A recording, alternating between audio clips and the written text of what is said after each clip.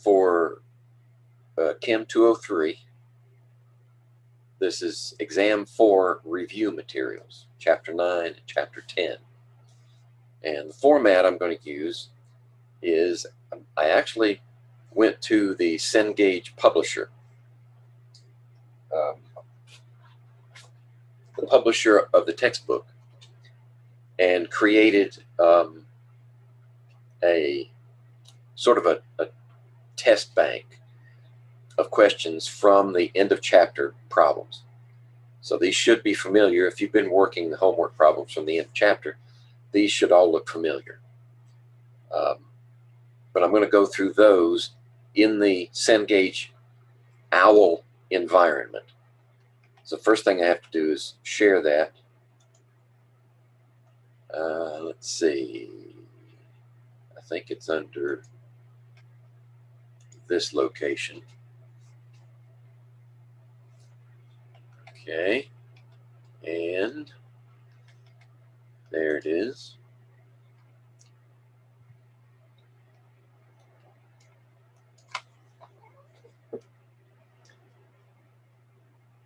And then I'll pick out, notice we have Chapter 9 and Chapter 10 here. So I'm going to pick these out, and this is the instructors have used, so it might look a little different. These, actually, I can't make these available to you because you haven't bought access to OWL. And that's not your fault.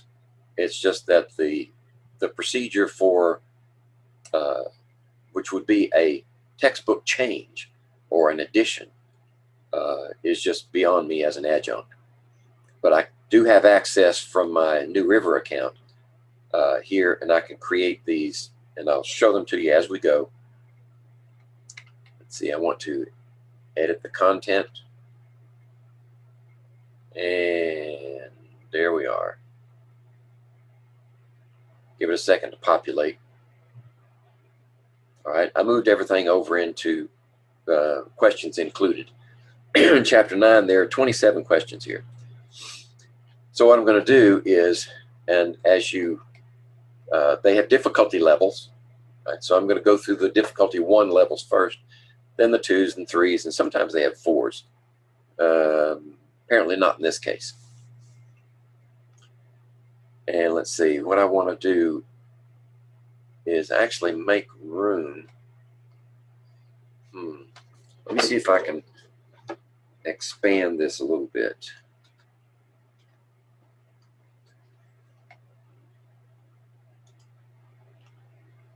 No, that's not what I want. There we go. So now I can move up and show those problems right there. Right, this is 9.3. This OWL problem, 9.3, we have several sections. And the first section is classify each of the following reactions. No matter, we'll continue. So this equation, we need to classify it.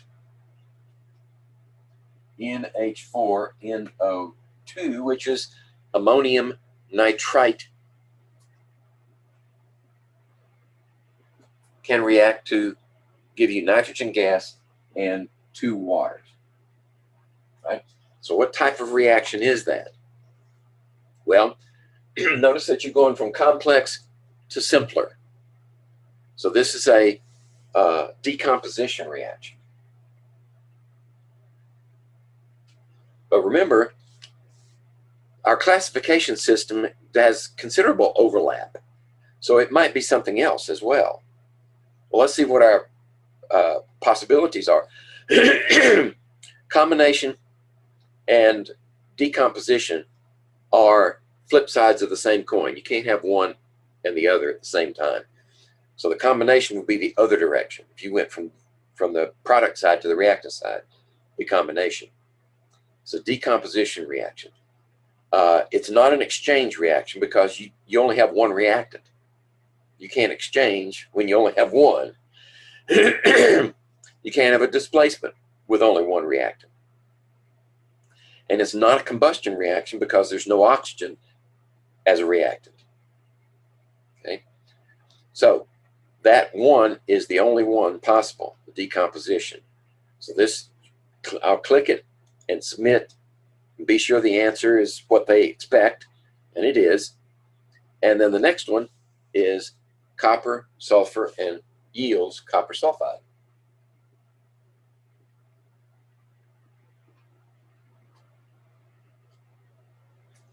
All right, so what kind of reaction is that? Well, that's a simple to more complex, a combination reaction. So it can't be a decomposition. It's not a combustion, there's no oxygen.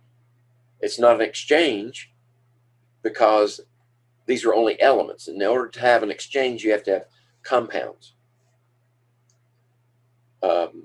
A displacement, right? You still have to have compounds.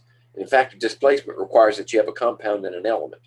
So the element displaces one of the members of the compound. So a combination reaction is the only one that fits. All right, combination.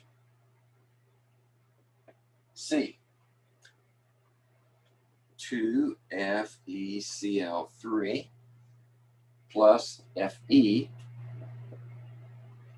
yields 3FeCl2.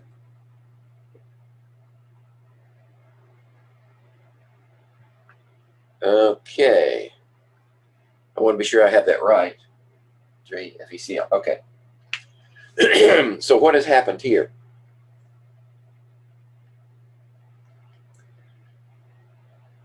Well, it's not a matter of simple to complex.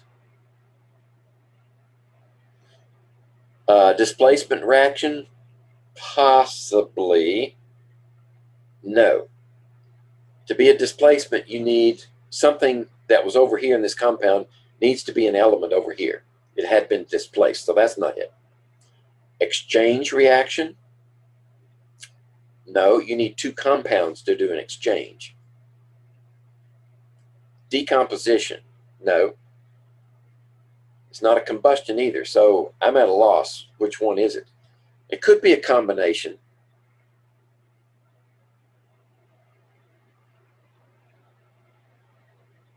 Let's see. It is balanced. 2, 3. So I'm going to have to take a guess at this one.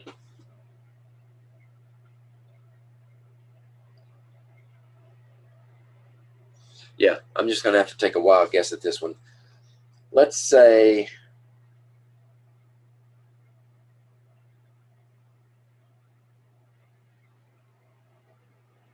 I'm going to say combination. It's like I always say with multiple choice type questions, pick the best answer. This is the best that I can come up with. Okay, so the reaction is a combination. A single product is produced from two reactants. Okay, so they've broadened their definition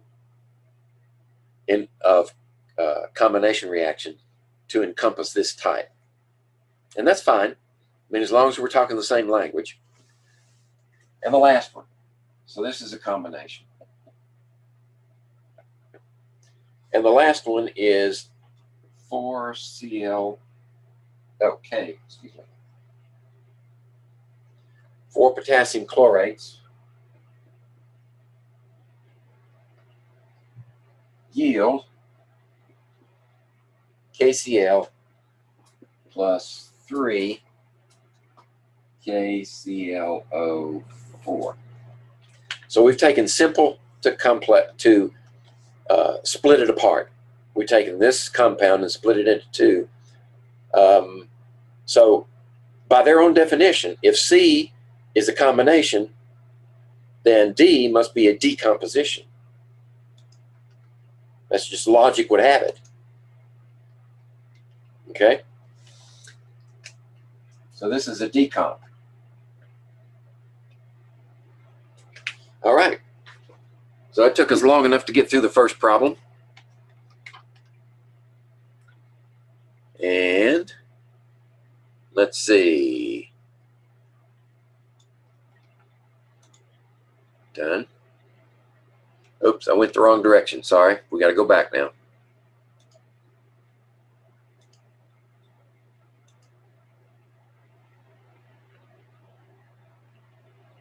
And repopulate. While it's doing that, I'm going to erase.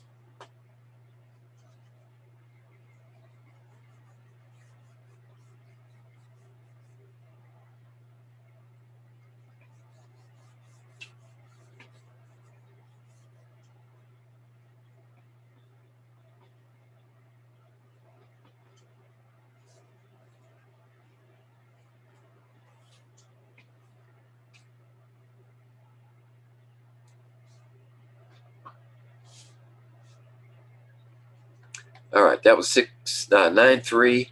Let's go to 9.6. Here we go, and we got several for this one. Write the chemical formulas for the products formed when each of the hydrocarbons undergoes complete combustion.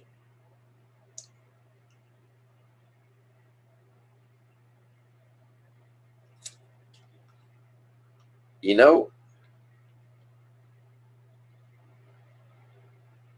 that seems like a silly exercise, because all hydrocarbons, when they reacted with oxygen, let's just take the first one, and this was, what number was that? 9.6.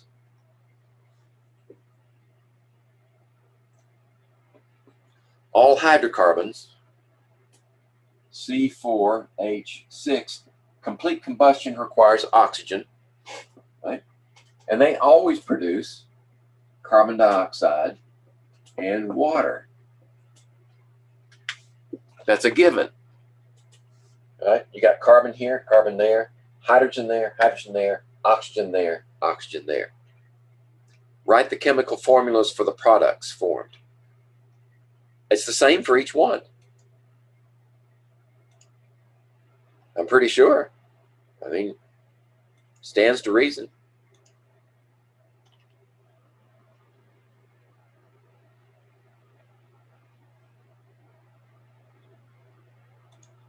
Seems like a trick question. All hydrocarbons combusted with oxygen, which is redundant actually, produce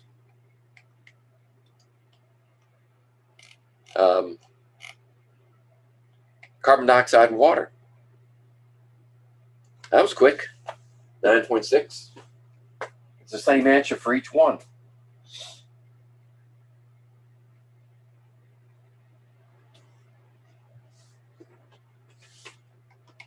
Let's see, still difficulty level 1, 9.8. So there it is, and we'll, looks like it only has one level, 9.8. Okay. Determine the oxidation number of carbon in CO3 2-. Okay. CO3 2-. Okay. So rules for oxidation numbers. In this case, we start with oxygen. Oxygen is given a 2- or a -2 oxidation number unless it's in a peroxide. This is not a peroxide. So that would be -2 times 3 is -6 oxidation numbers total, but we have to hold 2 out for the charge. So we really only have to balance a -4. That means this carbon is a +4. All right, so we'll go over here, and it's probably a drop-down list. +4. Carbon is one of those elements that can have oxidation numbers from +4 all the way down to -4. Right? So it can go 9 different common oxidation numbers. Okay, there it is. Explanation. Okay. Scroll up to be sure it's visible. And now we're going to go to the next one, 910.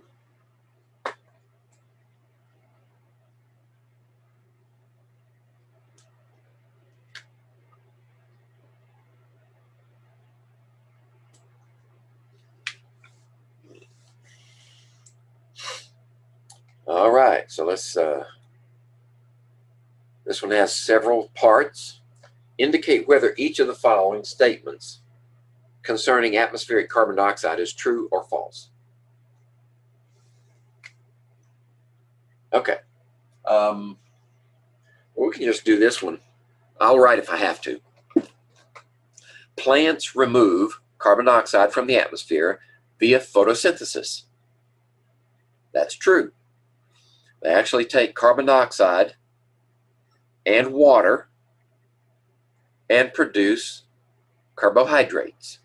Carbohydrate is a compound particular to living systems that includes carbon, hydrogen, and oxygen. And that's how they store the energy from the sun.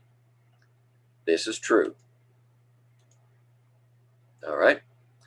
The absorption of visible light by CO2 is a contributing factor to global warming. Well, what happens is light penetrates the atmosphere. This is the theory. I'm giving you the theory for global warming. Not that it's real, but this is what the proponents say happens. Light from the sun penetrates the atmosphere and strikes the earth. And what happens is that that light is then converted and re-radiated. So if there were no atmosphere, then the re-radiated light would just back out into space. And you'd have the surface of the moon, which is, right, but essentially at the same temperature as cold outer space. But with an atmosphere, the re-radiated light is absorbed by carbon dioxide, among other molecules.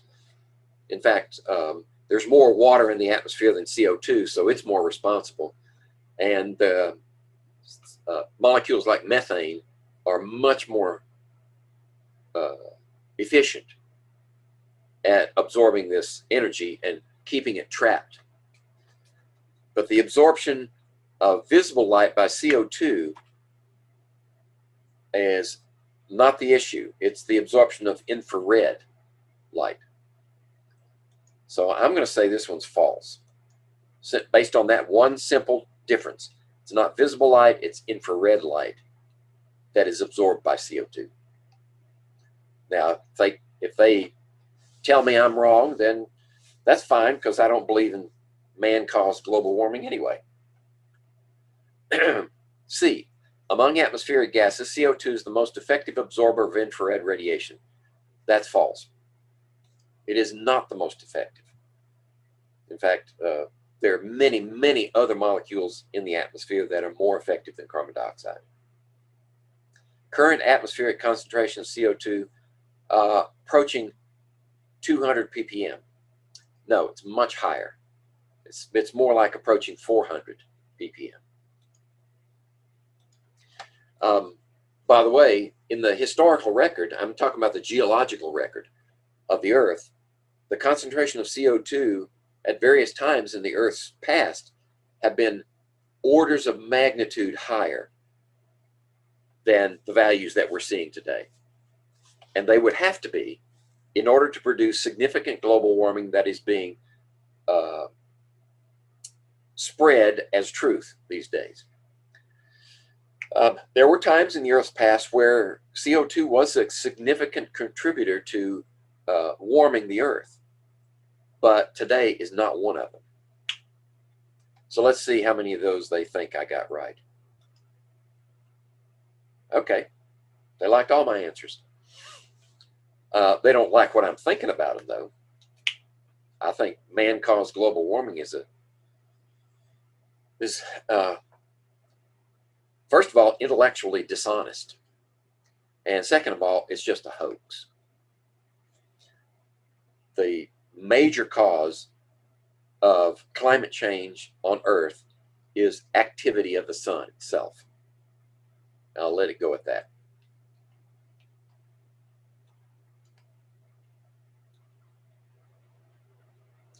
Okay, so we're going to skip this one and go to the next number one, 916.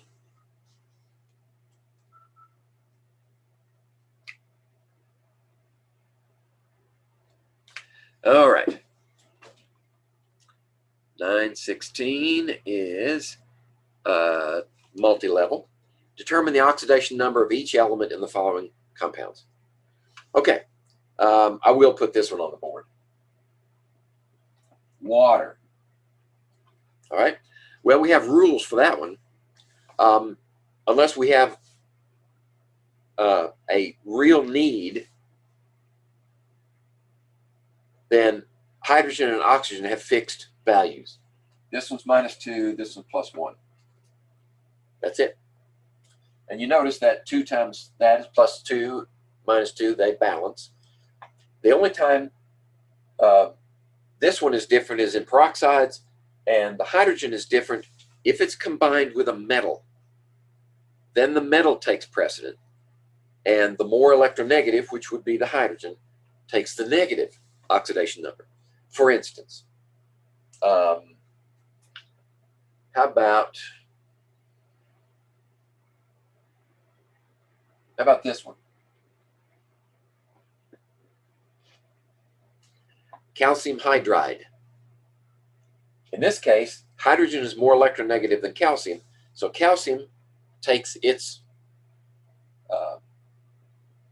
oxidation number from the fact that it's an alkaline earth, and they're all +2. So then the hydrogen would have to be -1. Okay, that's where you would have a difference in hydrogen.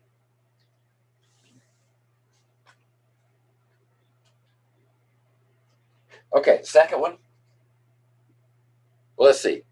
Let's fill in these water ones first. Hydrogen is +1. Oxygen is -2. There we go.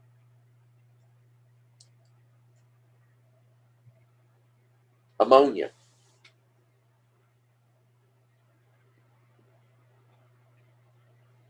Okay, in this case, hydrogen is +1, which means +3 total, which means this has to be -3. And that stands to reason. If you follow the periodic table from right to left, the typical numbers for halogens is -1, and then chalcogens -2, and pnictogens -3. So it should be nitrogen is -3, and hydrogen is +1. There we go. All right, so now we can scroll back up, see who's next. Difficulty 1 is, next one is 9.35.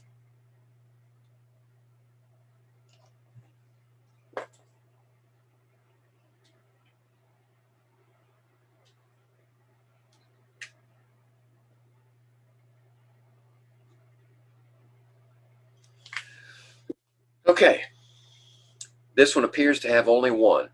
Select all that apply, though. Right? What are the 3 central concepts associated with collision theory? Okay, so they've given you an idea that you should have 3 of these checked. Otherwise, they wouldn't tell you check 3 of them. All right, what are the 3 central concepts associated with the collision theory? Well, first of all, you have to have a collision. Let's see. There's maybe some duplicates, right? We may have a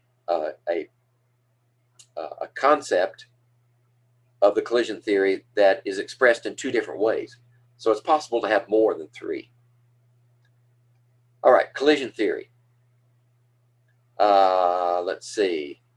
You need molecular collisions. That's essential. You also need the proper orientation at the collision, at time of collision. The temperature of the surroundings implies that there is sufficient energy. Right? So that's important. And that's another way of saying activation energy. You need a certain amount of energy for the collision to produce a reaction. Number of colliding particles. We could stretch that one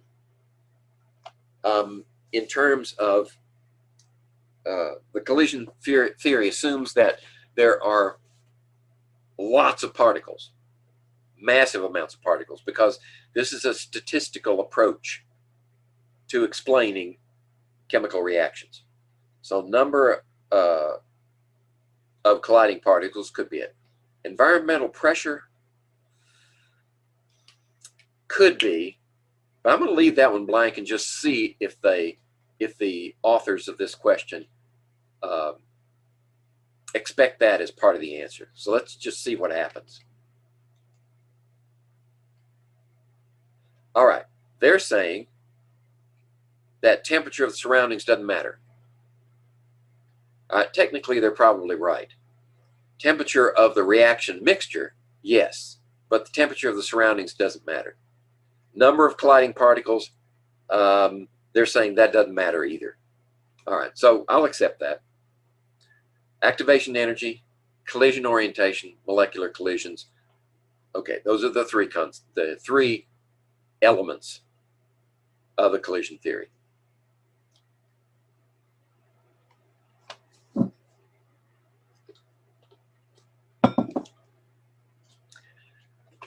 All right, so let's move down to, let's see. All right, there's another one. 940.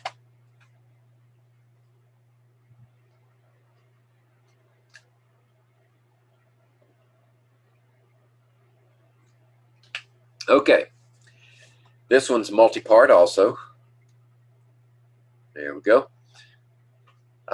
Which of the following reactions are endothermic and which are exothermic? All right, I don't have to put this on the board. I'll explain it.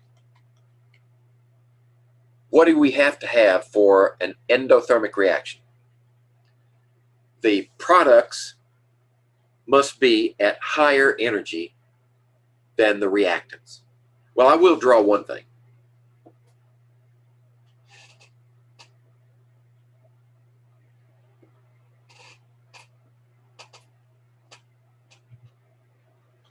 Reaction progress to the right on the x-axis and energy of all the components of the reaction at any given time. So if you start out here at this energy level for reactants and you add energy to this level, right? This is the activated complex.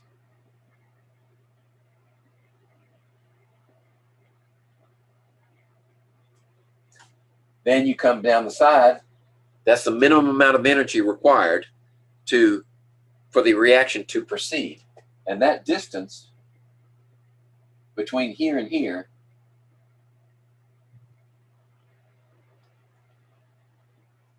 is the activation energy. But we're going to say the amount of energy in the reactants is lower than the amount in the products. So that means we're coming down this side there. So now this is the products. And the change in energy is positive. Right? That's a positive value. This is delta H. From there to there. Right? Remember what we said. If delta H is positive, it's endothermic.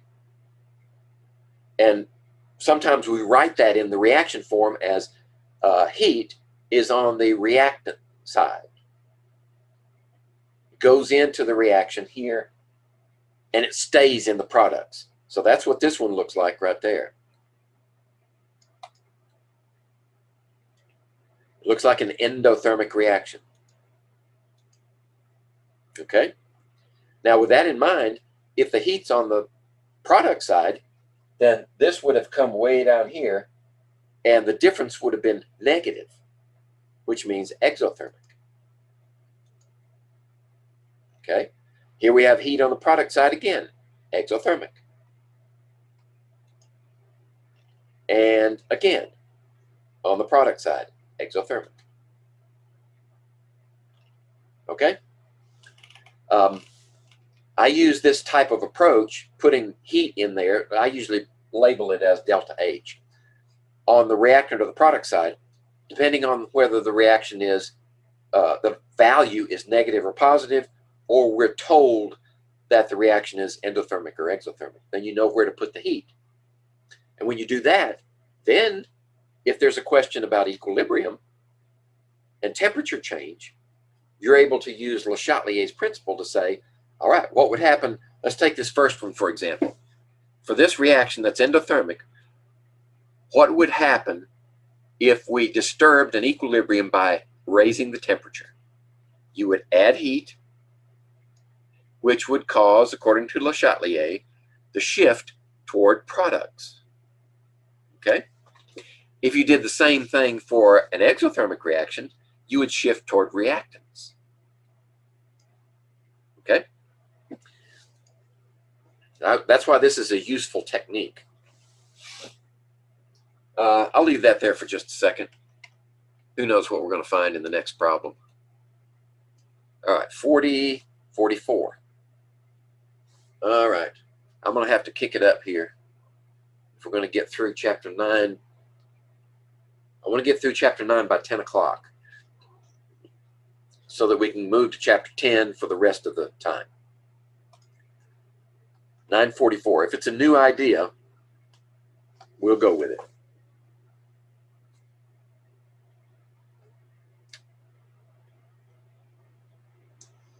Okay, 944 says, indicate whether each of the following is a characteristic of an endothermic or an exothermic chemical reaction. All right, so A, there is more energy stored in product molecule bonds than in reactant molecule bonds. All right, if you have energy stored in the bonds of the products, that gives you a higher energy overall. Right, so that is an endothermic reaction.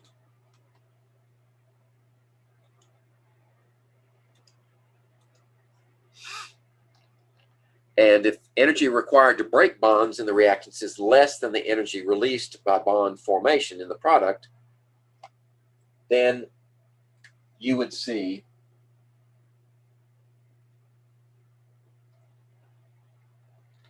that it releases more energy than you put in. So that gives you an exothermic reaction. Okay?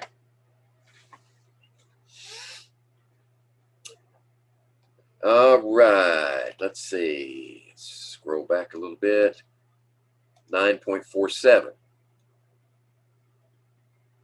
This has several parts to it. There might even be a C. Nope, just an A and a B. 47, wasn't it? 47. Yeah, 47.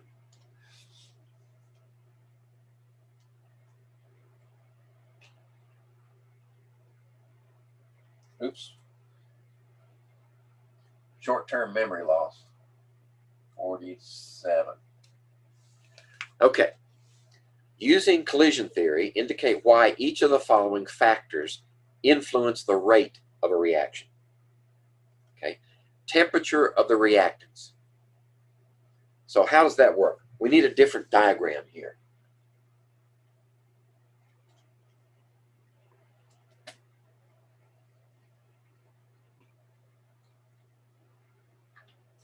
Right, we're still going to have an XY axis.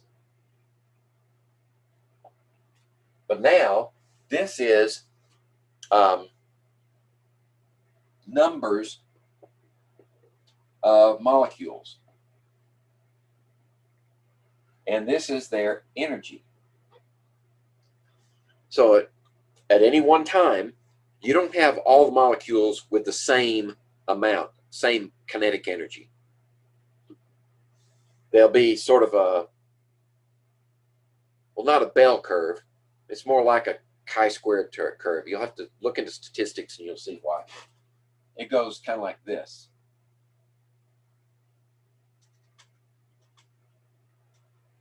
Trails off. So these have very high energy out here, and the energy is lower and lower and lower and lower. So most of them are right in here. Now, the point on here for an unmodified reaction that you have to exceed is you need any molecules that reach an energy level that's above this right here.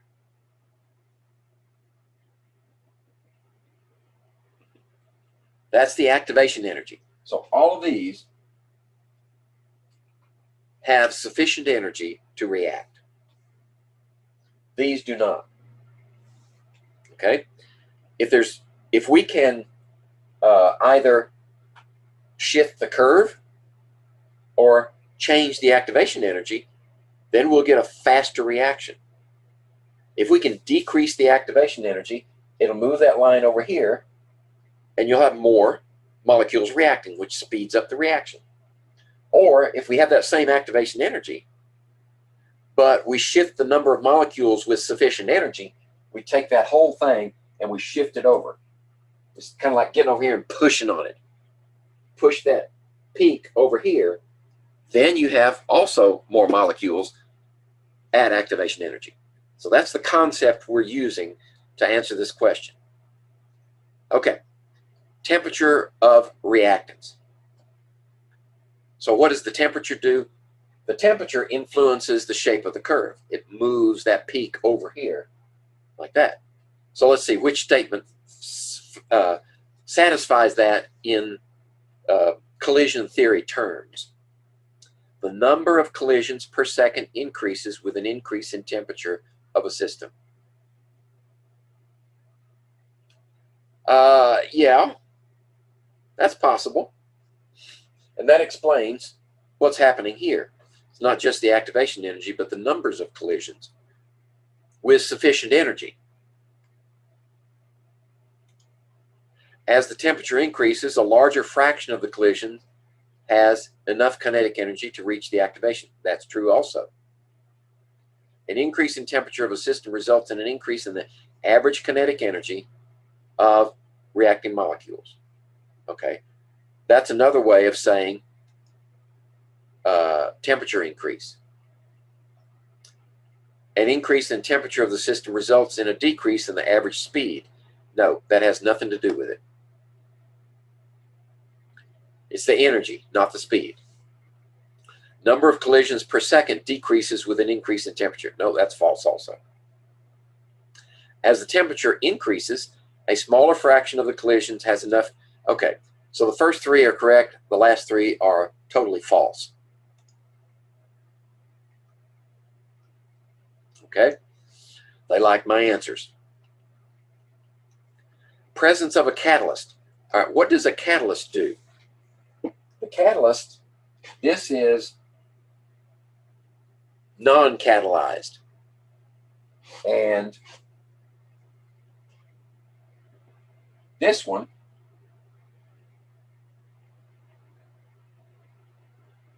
is catalyzed.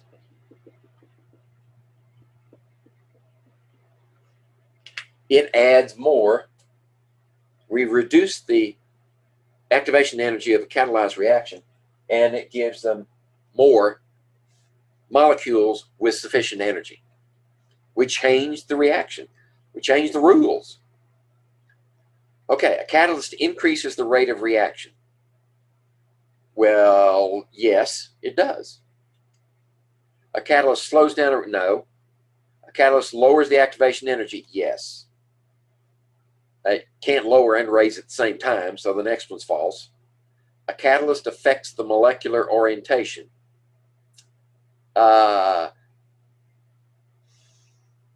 You know, in some cases it does, but not in every case. And I don't know. I'm going to say, I'm going to give that a check just to see if they think I'm right. Because sometimes it does affect the molecular orientation. How do I know that?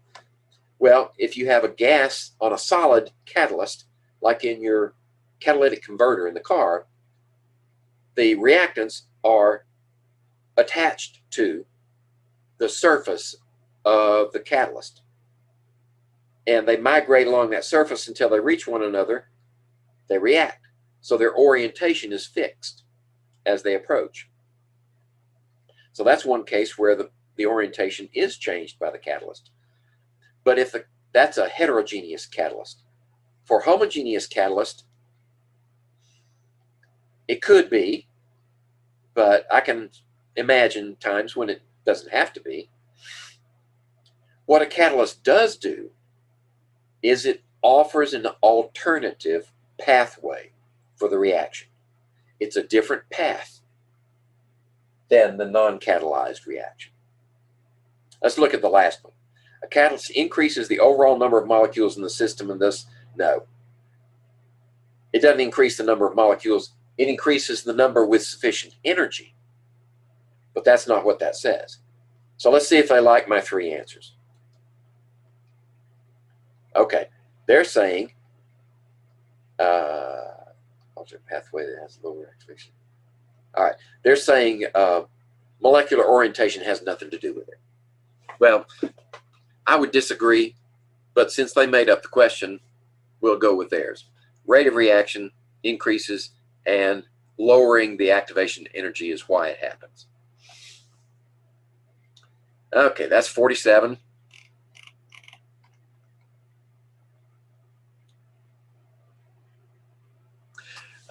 Okay, let me go back. The key to this one, the key to that answer is using collision theory. Well, I did. Orientation is important in collision theory, right? So I think they're wrong. 51. All right, let's move down. There it is, populated. We have several parts.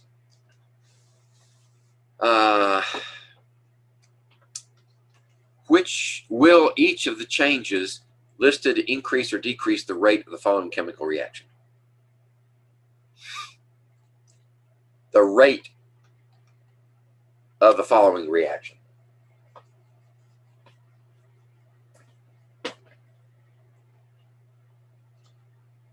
So let's see. I've already forgotten what number it is. 951. Okay. For A, 2CO plus O2 yields 2CO2. So they're looking for an increase or decrease of the rate of the following reaction, adding some O2 to the reaction mixture.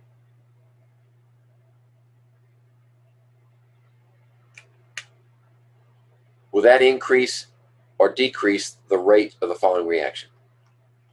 All right. Here's the problem I have with that question. They're asking a rate question and they're giving you an equilibrium change. Adding O2 to the reaction mixture has no influence on the reaction rate. But I'm trying to read between the lines. What are they expecting? They're only giving you two answers, increase or decrease. So since they are providing more reactant, then I think they want to say that the rate increases. All right, so I was reading some minds there. That's not technically true. That's an equilibrium problem. That's not a kinetics problem. Kinetics is rates of reaction. Lowering the temperature of the reaction mixture. Right, for this reaction, lowering the temperature would decrease the number of molecules that exceed the activation energy. So reading their minds again, I think they want us to say decrease. Okay? Removing a catalyst to the reaction mixture, that would definitely decrease the rate.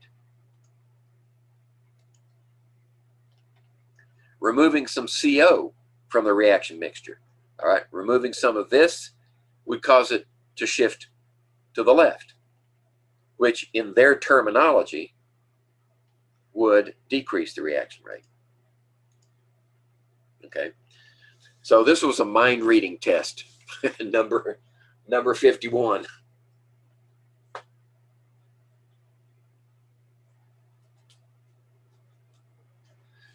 All right, so let's go back up here. 957. Let's see if it gives us something new. 957. All right. So this is going to have multiple sections. Reason I know is that says A. So where there's an A, there's a B. Consider the energy diagram graphs below, right? It's just like I put on the whiteboard a minute ago. And then answer these questions. All right, so let me shift down a little bit. Here we go. Which curve corresponds to an endothermic reaction where no catalyst is present? Right? We have to compare all of them, right? Which are endothermic? The endothermic is the one with the products higher than the reactants in energy, right? There and there. These are exothermic, so we can ignore those. Now we compare these two. So what's the difference here? Well, the difference is the distance you have to climb from reactants to activated complex. And here it's lower. So that means the activation energy is lower for curve B. So the endothermic reaction where no catalyst is present would not be B, but A.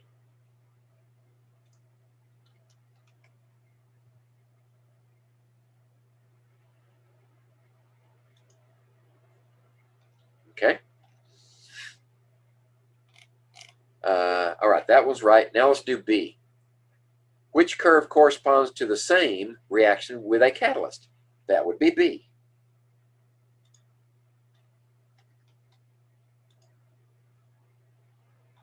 There we go. Oh, we got a C. What are the similarities between the two diagrams?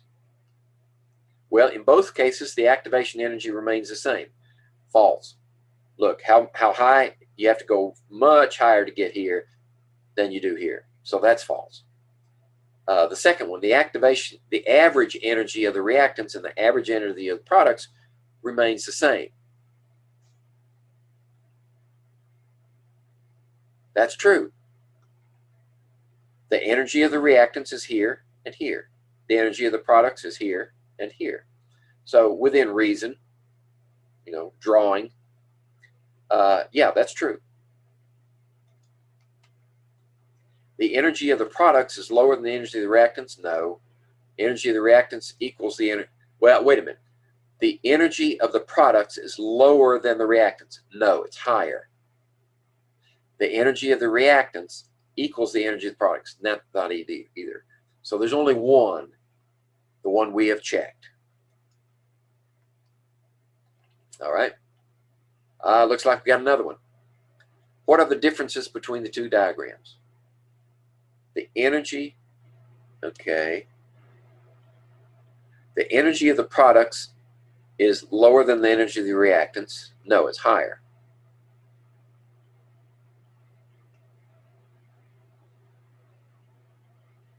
Energy of the products lower than the energy of the reactants. Oh, yes, that's true. The energy of the products is lower. No, it's not. The reactants are lower than the products. So that's false. The activation energy is lower when the catalyst is present. That's true. The energy of products is lower than the energy of the reactants when a catalyst is absent. Well, no, we just said the products, it can't be. Products are higher in energy. So that one's false also. How about the last one? The activation energy is higher when a catalyst is present. That's false. So that answer is the only one that's true. All right. My goodness, you got to really watch the wording closely. Let's see. What in the world? It goes from 57 to 52? Well, let's see. 52. Indicate whether, let's see, this is 952.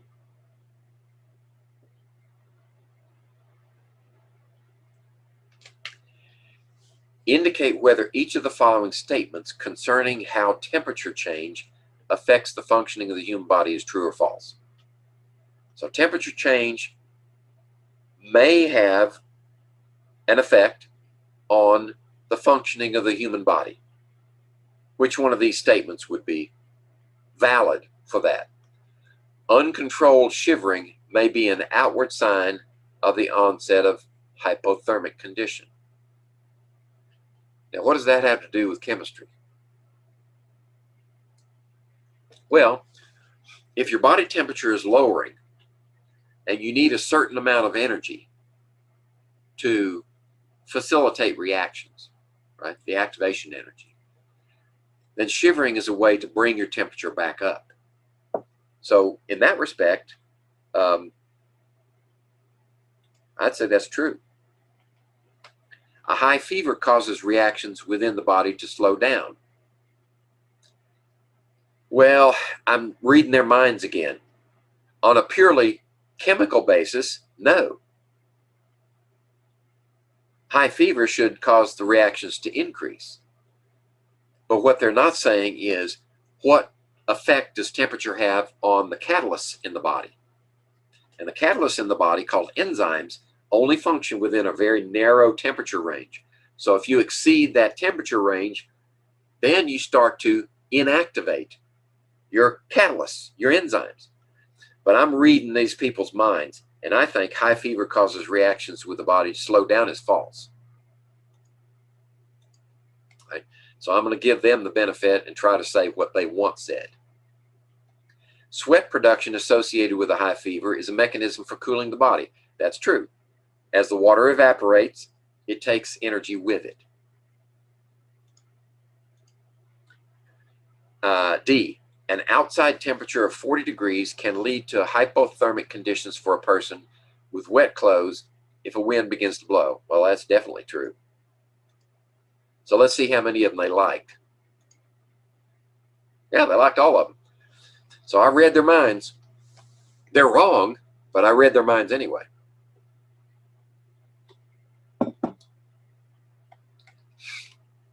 All right, 63.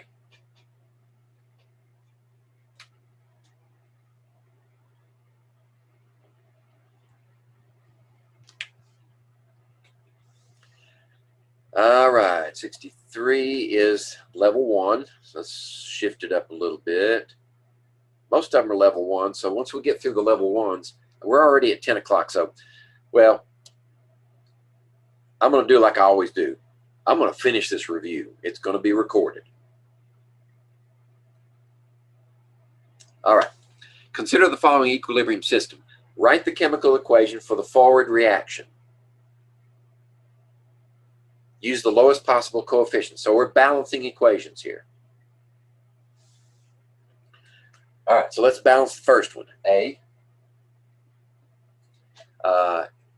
N2 plus O2 yields 2 NO. And they're all gases, so that's why I didn't write gas there.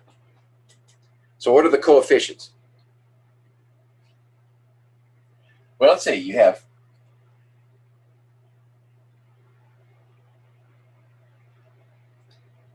N2, we have 2 of these, we have 2 over here. 2 of these, we have 2 over there. That's already balanced. Right? So we need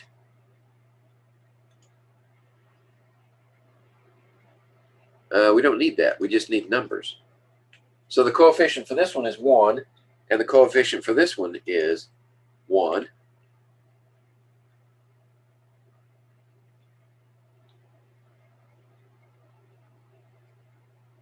Oh, they want us to put, I'm sorry. Okay, so we don't have to put the coefficient of 1 in there. The forward reaction is nitrogen and a subscript 2, which should be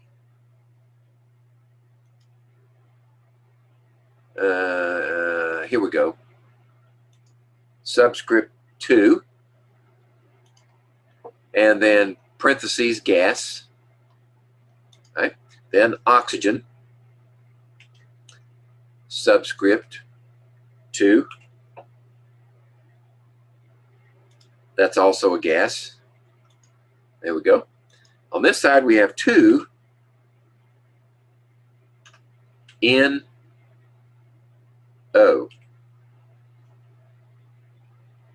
And that's also a gas. There we go. Write the chemical equation for the reverse reaction. Okay? For the reverse reaction, you just put this one. Let's see if I can do this. Control C is copy.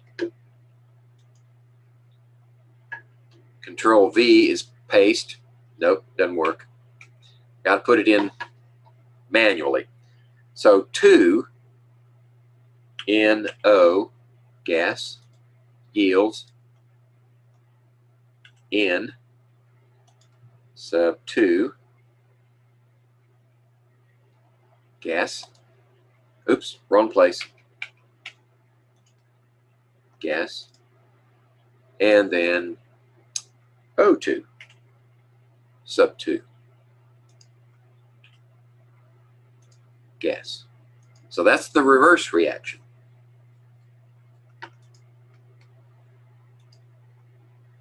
Okay, you liked it. These types of problems with those specific answers are difficult to get right, simply because the expert system that's grading this is very unforgiving with your syntax. You have to do it just the way they want it, otherwise they count it wrong, even if you're really right. So great care has to be taken when you input your answers. All right, 966.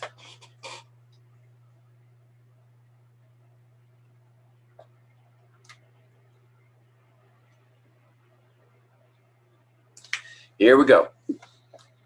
966 has multiple levels.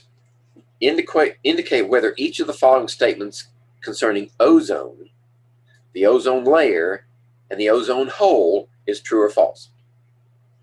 Okay. In the upper atmosphere, ozone is naturally occurring substance. Yeah. It's a reaction with energy supplied by ultraviolet radiation. It causes O2 to become O3. So that's true. Naturally occurring in the upper atmosphere. And what it does is the ozone has a different light absorption spectrum. In other words, different wavelengths of light. In fact, it absorbs more in the ultraviolet than does oxygen. So once it's created by ultraviolet, it becomes a more effective light absorber. Ozone functions in the upper atmosphere. Ozone's function in the upper atmosphere's ozone layer is that of an infrared radiation absorber. False. It absorbs ultraviolet light. Right? If we didn't have the ozone, then the surface of the Earth would be bathed in damaging ultraviolet light. And you wouldn't dare go outside without sunscreen or covered from head to foot in clothing. The two ozone hole locations are high and above the north and south poles. That's true. That's where they're located. That's just a fact. An ozone hole is where the level of ozone may not be zero, but is significantly depleted compared to the surroundings of the hole. The presence of ozone in the lower atmosphere is considered an undesirable situation. That is true. Why is that? Because ozone is extremely reactive. Right? So if you have ozone here, all you have to do is take it into your body and it does damage, chemical damage, particularly to the nuclei of your cell. Okay, so all of those answers are correct. How about 9.67? Okay.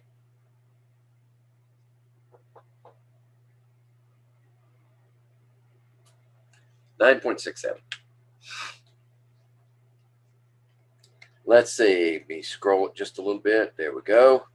This should be just a single. The following series of diagrams represents the reaction of X yielding Y, followed over a period of time. So X here is changing to Y, which is the green dots, right? By definition, X must be all red dots. And X is becoming Y as it moves to the right. The X molecules, well, it tells us. I should read the whole problem, correct? Red's X, Y's are green. Now, here's the question. At the end of the time period depicted, has the reaction system reached equilibrium? Right? Definition of equilibrium.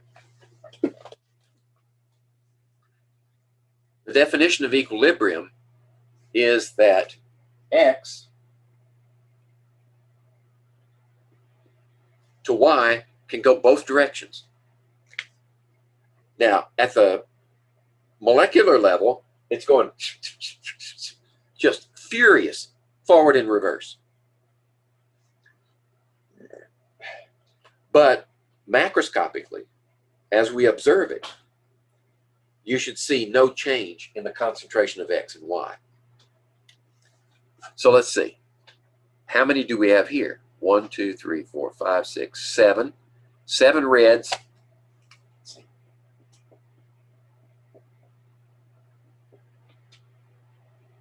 Right? For one, we have 2, 4, 6, 8, 10. We have 10 reds. Well, let's do it this way. We have 10 reds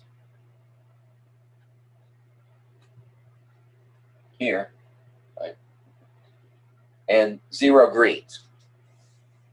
Second one, we have 1, 2, 3, 4, 5, 6, 7. 7 reds and 3 greens. The next one, we have 1, 2, 3, 4, 5, 6. 6 reds and 4 greens.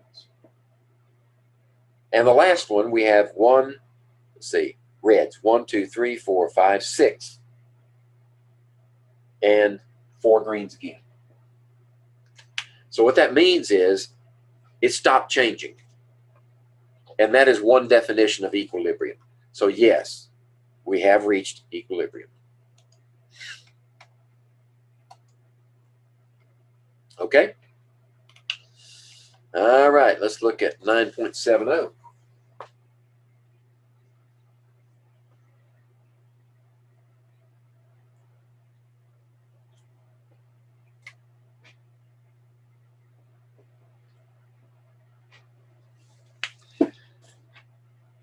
All right. Oh, another picture graph.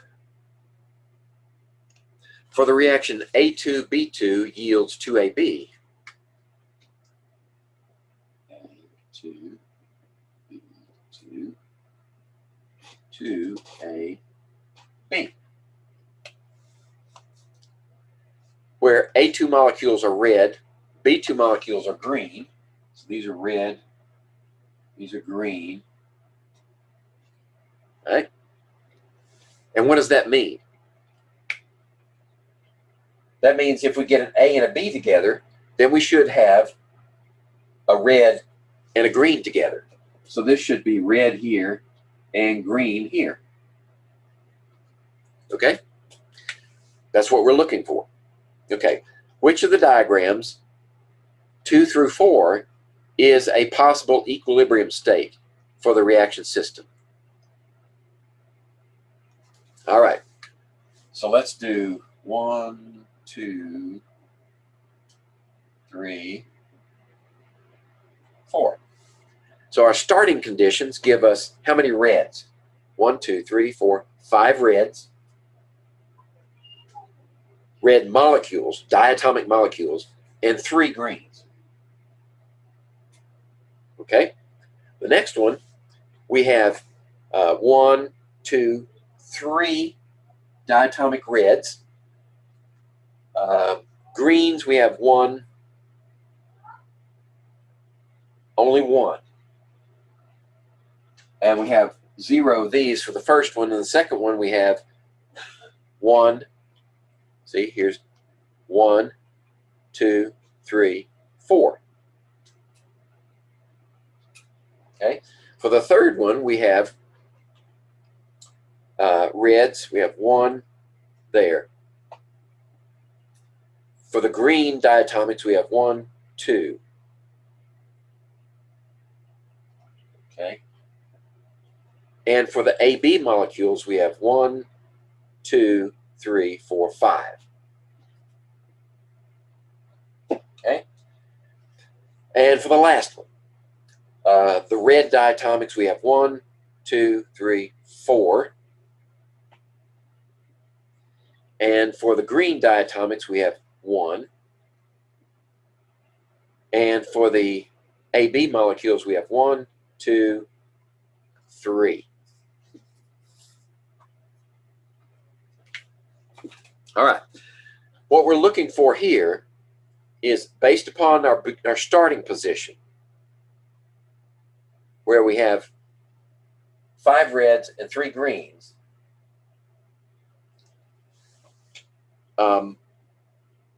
How can we produce AB from that and have the correct ratio here? So for every one of these, you get one of those. One of these, one of these. Oh, you get 2 of these, excuse me. One of these, you get 2 of those. So if we use one of these and one of those, we get 2 of these.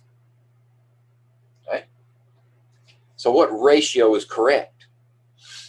Well, remember, when you have exact amounts of each one of them is going to be limiting. Right?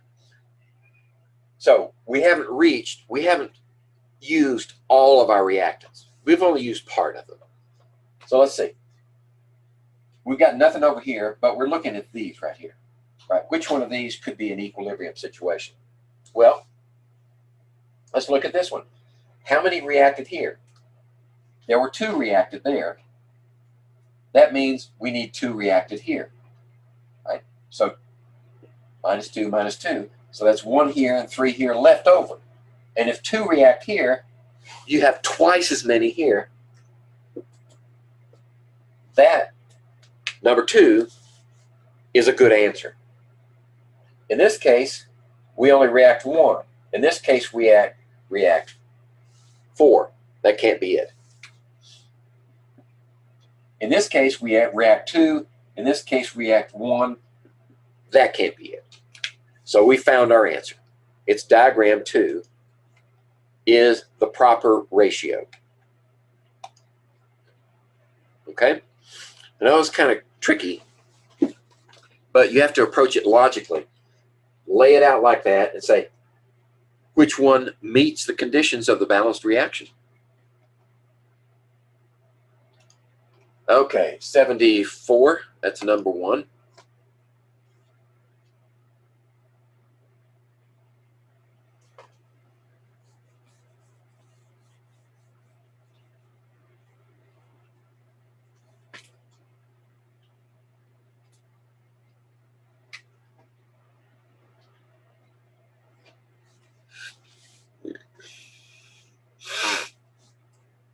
Okay, question has multiple parts. Let's see, let's scroll a little bit. There we go. We're going to have ABC probably D.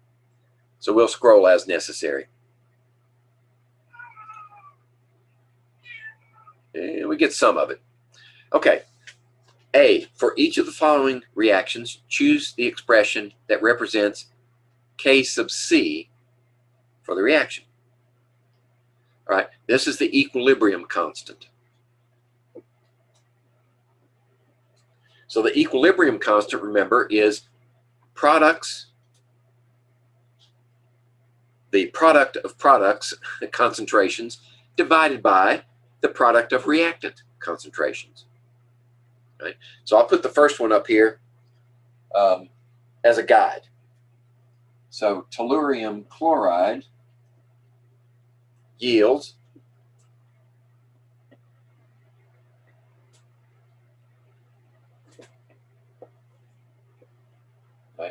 So this is tellurium 3 chloride, and this is tellurium 1 chloride plus chlorine gas. Okay, so the K value here would be, and we have to be sure this is balanced equation. Has to be balanced. So we have 1 there, 3 here, 1, 2, 3. It's balanced. So now this one would be that one to the first power, this one to the first power, divided by this one to the first power, because they're all first power coefficients. Notice the square brackets. Square brackets means equilibrium concentration. So which one fits that? Well, we have these two on top, right? That one and that one divided by this. That looks like the answer right there. Except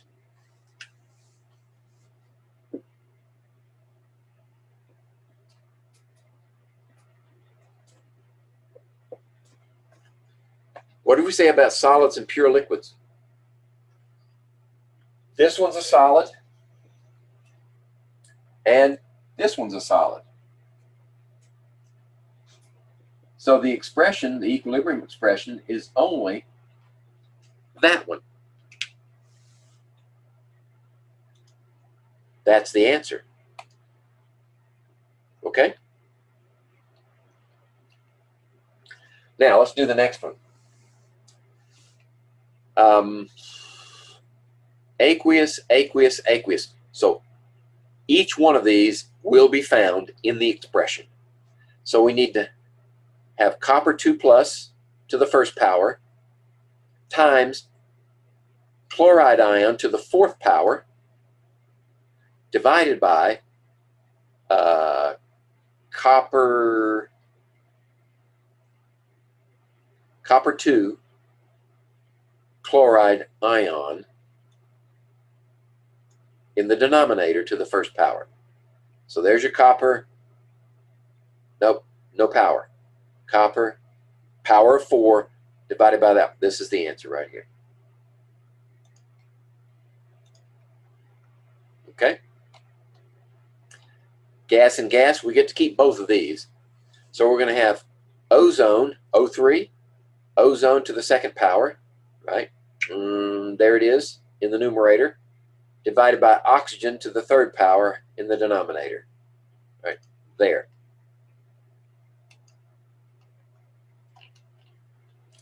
This one, okay, notice we've got a solid here. MnO2 is a solid, so it won't count. Just throw that one out. This one's aqueous, aqueous, aqueous, aqueous. We get to keep those.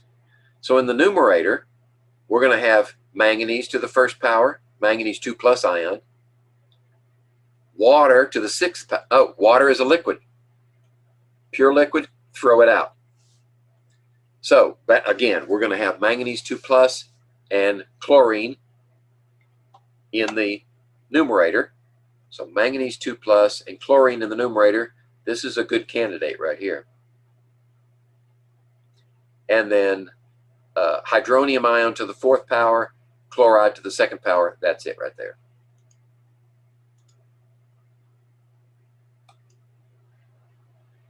Okay.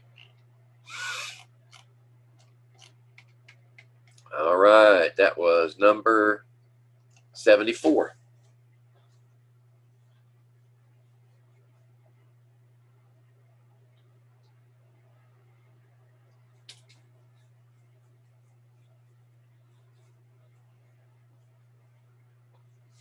'74. 76 is the next one.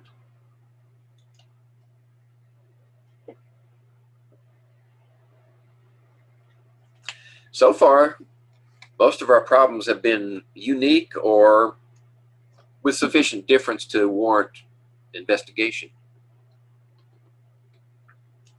Here we're actually going to calculate the value of the equilibrium constant.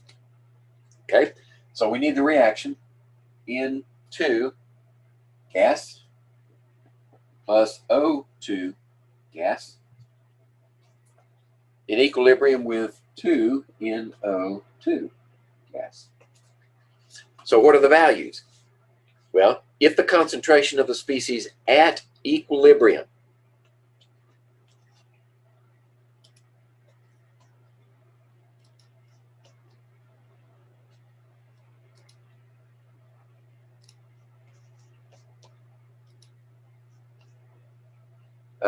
pardon me,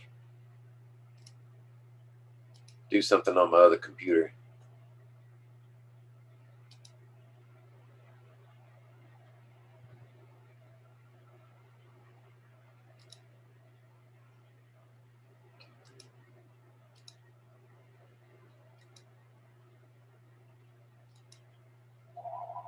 Okay, all right.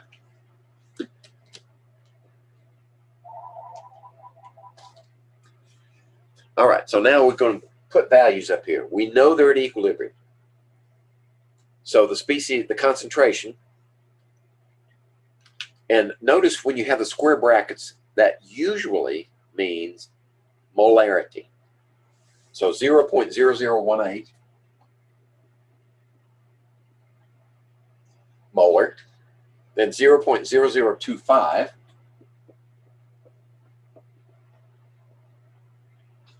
and NO2 is 0.0056.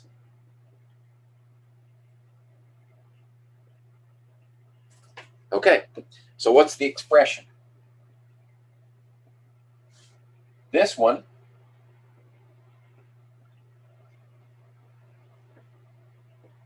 squared, coefficient of 2, divided by this one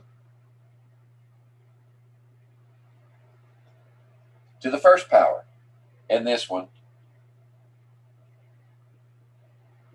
to the first power. Okay? So the rest is crunching numbers.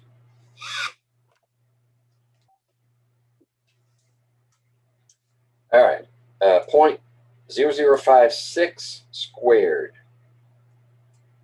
Okay, then divided by 0.0018, and then divided by 0.0025. Let's see, two significant figures. Actually, 7.0.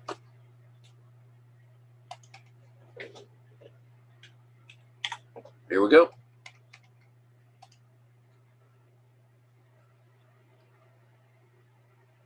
Oh, look what I did.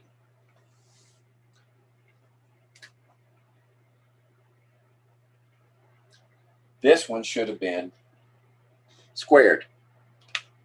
Let's try that again. It'll probably give us a different, try another version. It'll give us a different reaction. No, same reaction, okay? Just different values. Now let's see if I can get it right.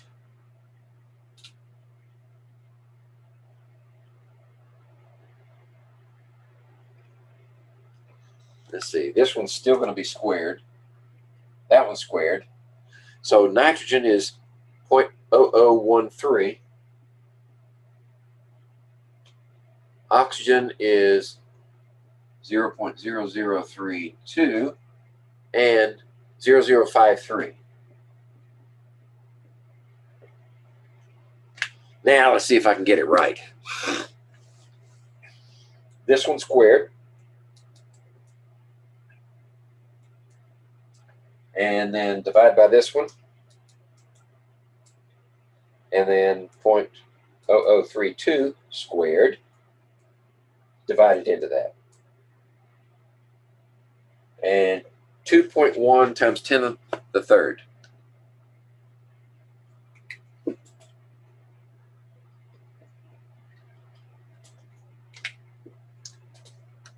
Yep, 2.1 times 10 to the third. So let's see. 2.1 times, okay, exponent, raised to the power. So we have shift 6. Nope. Try a little x. There we go. It needed a small x, not a large x. So a small x gives you 10 to the power of 3. There we go.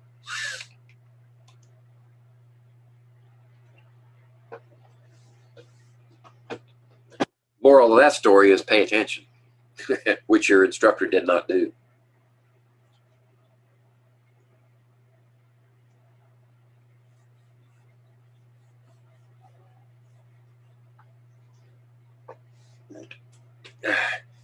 All right. So that was 976, 979. All right. We're already 10:30, so we're just going to keep plugging away. 979. Okay, write a balanced chemical equation for a totally gaseous equilibrium system that would lead to the following equilibrium constant expression. Okay, now we're going backwards. Use the lowest possible coefficients. All right, we can do this one without the board because you know the products are here in the numerator. So that means this one is going to be hydrogen, subscript 2, and it says totally gaseous equilibrium. They're all gases. Right? So that means this is a G, and then this one is CO2.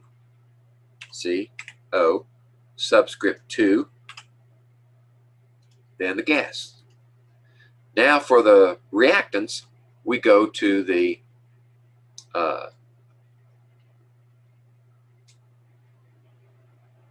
denominator, excuse me. And then that's a gas. And they're all to the first power, right? So we don't actually have to put coefficients in there. They're already there as 1 for each one. And then water. H, subscript 2, and then O, gas. There we go. That's it. So you can go backwards or forwards. As long as the equilibrium expression is written correctly, you can reconstruct the reaction. Except for what?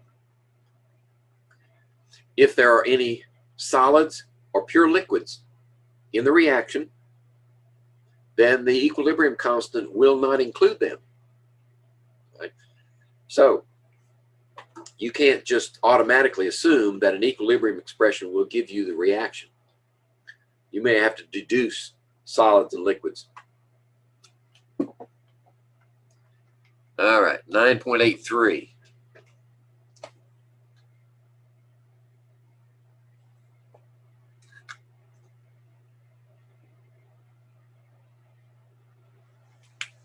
The following 4 diagrams represent gaseous reaction mixtures for the chemicals. If the numerical value of the equilibrium constant for the reaction is 9, which of the diagrams represents the equilibrium mixture?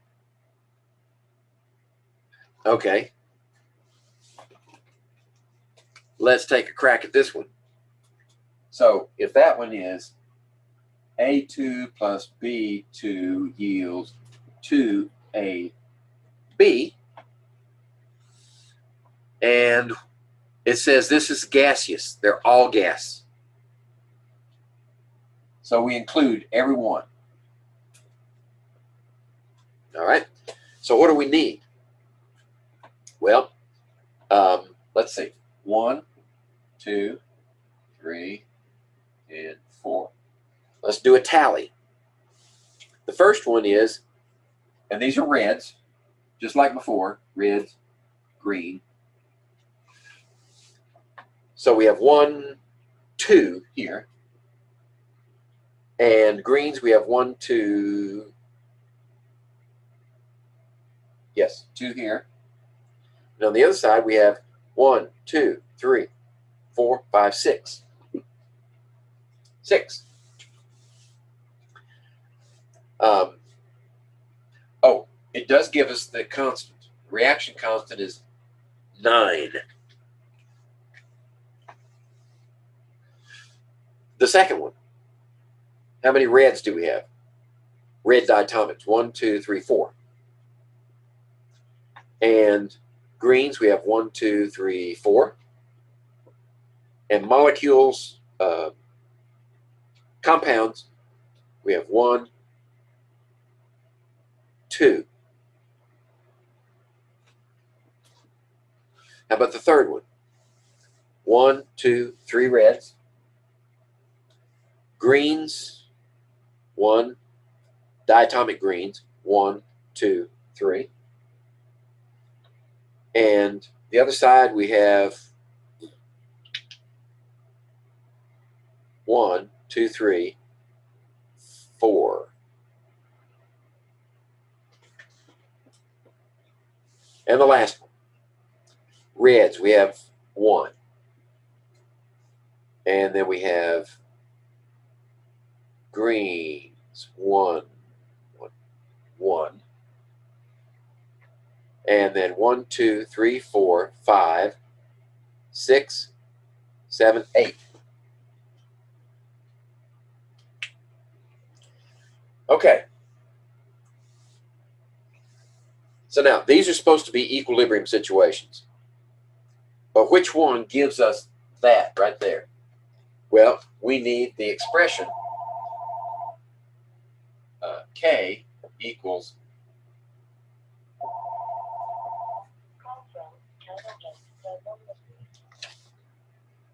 this one is squared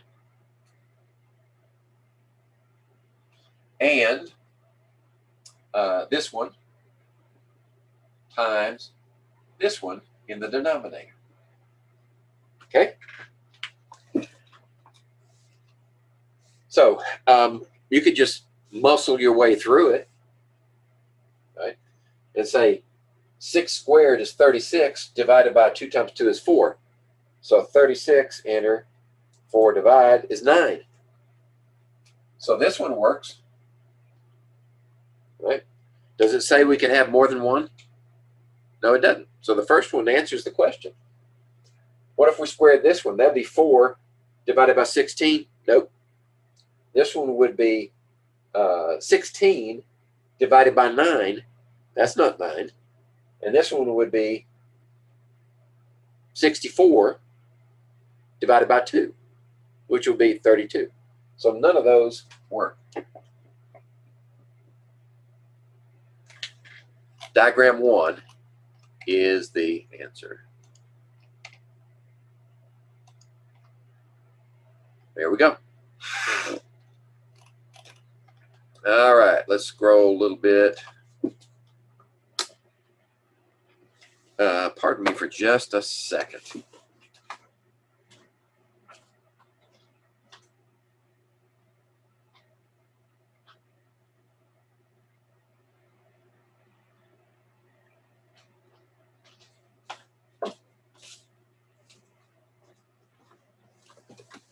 Okay. So that was 83. We're getting close to, there's a 90.9.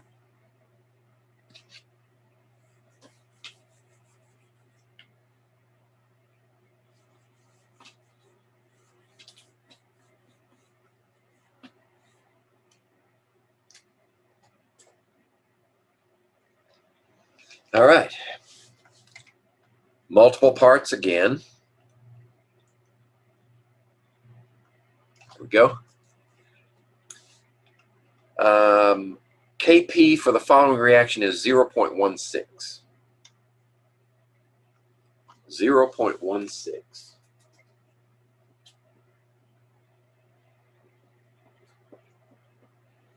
What does Kp mean? Kp means the units of measure for this reaction are in partial pressures of the reactants and products. And that usually means atmospheres.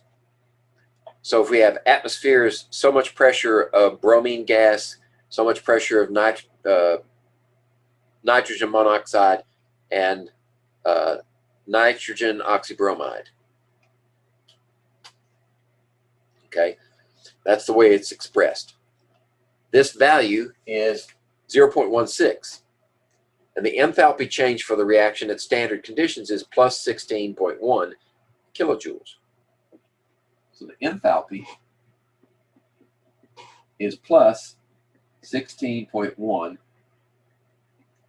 kilojoules. Maybe I better write the reaction.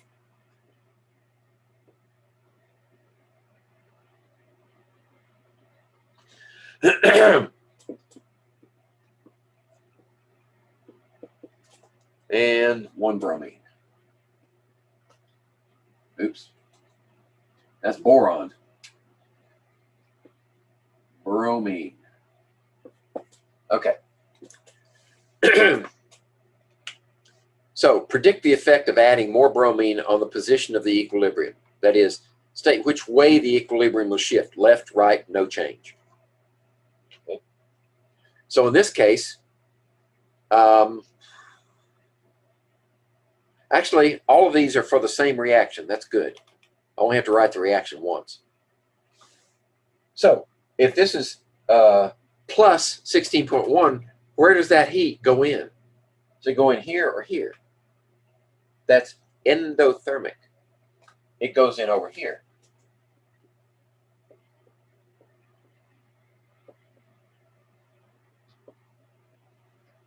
(16.1 kilojoules) is on the reactant side. Okay, now we can say something. What's the effect of adding more bromine? What effect does it have on the equilibrium? That is, which way does it shift? If we add more bromine, Le Chatelier says the equilibrium is going to shift to the left.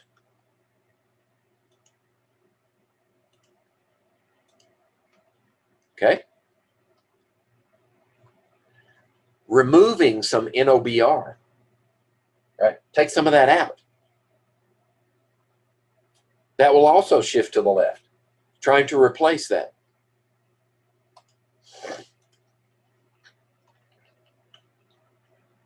Decreasing the temperature.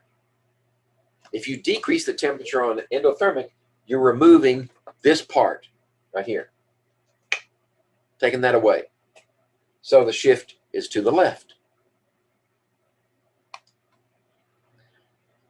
Now in reality, changing the temperature changes the equilibrium. So the value for the equilibrium will no longer be 0.16. But it will change in such a way that it favors movement to reactants. And the last one, the effect of increasing the container volume on the position of the equilibrium. All right. What happens when we increase the volume? All right, we start in here, and then we move up to here. Increase the volume, decrease the pressure. When you do that, the reaction tries to produce more molecules to compensate for extra space. So it moves to the side with more moles. 2 plus 1 is 3 versus 2. So it shifts to the right.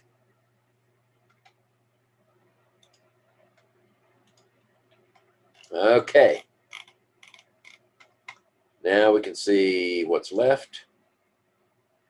This is the last difficulty one, it appears. And it also appears I'm going to go way, way over because we haven't even got to chapter 10 yet.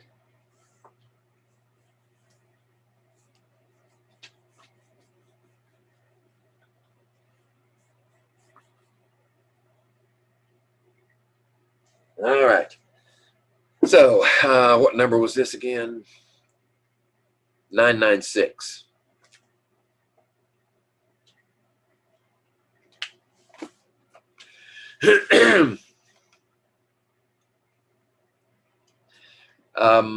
Indicate whether or not product formation increases with increasing temperature in each of the following. Okay, this is simple, right? We should knock this one out quick. You just look, which side is the heat on? And if you increase that side, increasing temperature, if you add heat there, what does that do to the equilibrium? If we add heat here, right, we're shifting to the right. Is that what it asks? Whether increasing the temperature, whether or not the product formation, yes, product formation does increase with temperature. Okay. This one, yes, it does. It's on the left-hand side. This one, heat's on the right-hand side. No. Increasing temperature will favor reactants. And this one, yes, it does. Okay? All right. So that's all the number ones.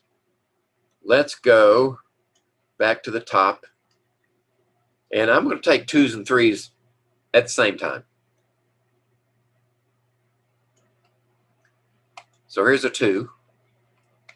And we'll scroll down. What is the oxidation number of each element in each of the following substances? All right. So this was, and I forgot the number already, 915.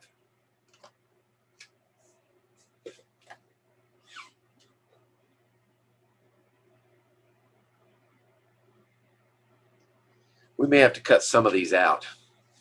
We'll go ahead and do this one. Cl2O7. This one is 2 minus, so that means minus 14 total.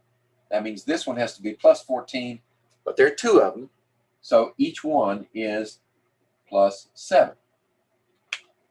So the chlorine is plus 7, and the oxygen is minus 2. All right, KOH. Well, all alkali metals are plus 1.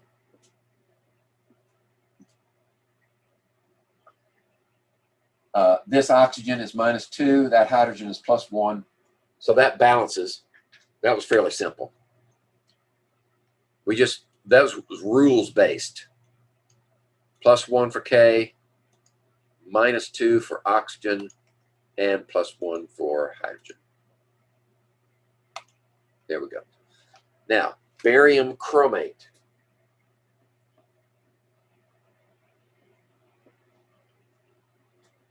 Okay?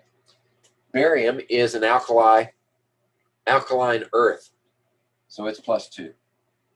Oxygen is minus 2, so that means this one is minus 8 total, which is balanced by these 2 pluses, minus 6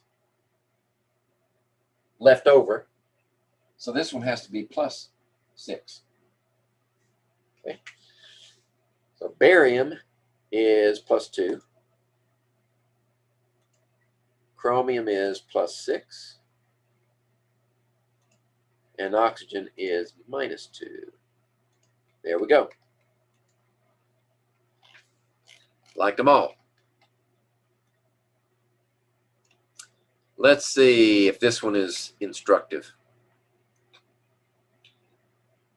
Classify each of the following reactions. Redox or non-redox. Okay.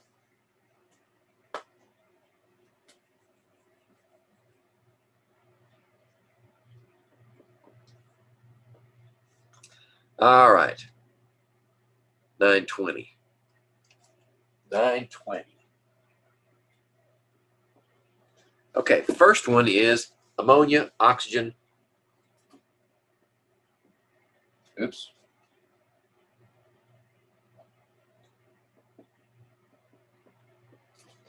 Which is 5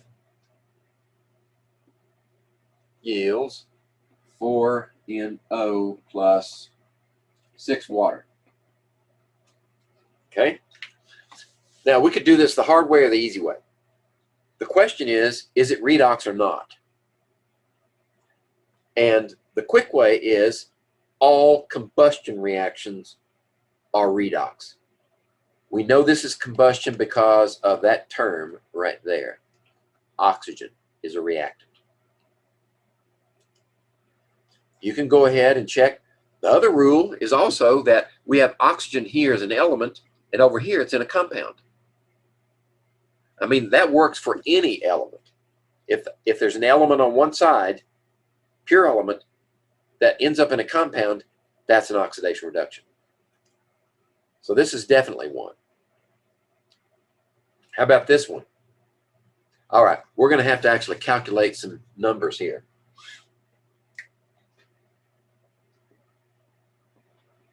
So for this one, we have FeS plus 2HCl yields FeCl2 plus H2S. Okay? Now, if we're just deciding redox or non-redox, you only have to establish an oxidation or a reduction because they always come in pairs. So I would focus on the iron. The iron here, this is 2 minus 2. That makes this plus 2. This is minus 1, which is minus 2 total plus 2. Right? The iron didn't change. Here we have minus 2. It didn't change. Here we have plus 1, minus 1, plus 1. This is not a redox reaction.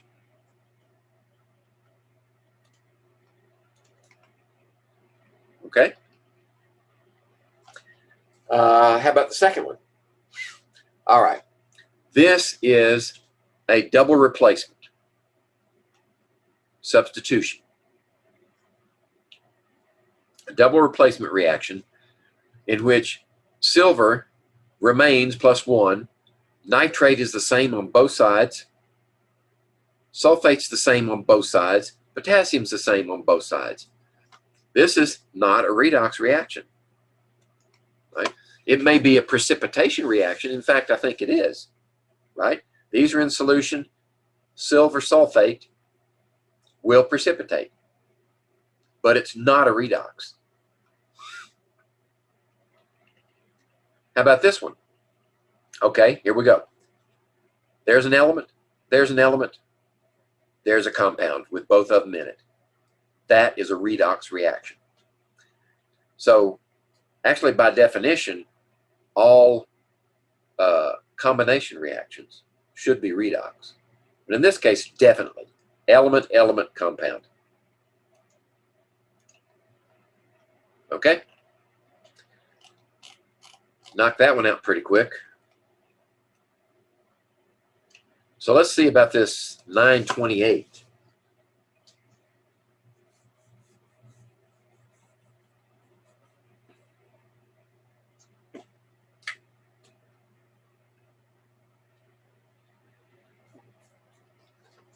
Move that back.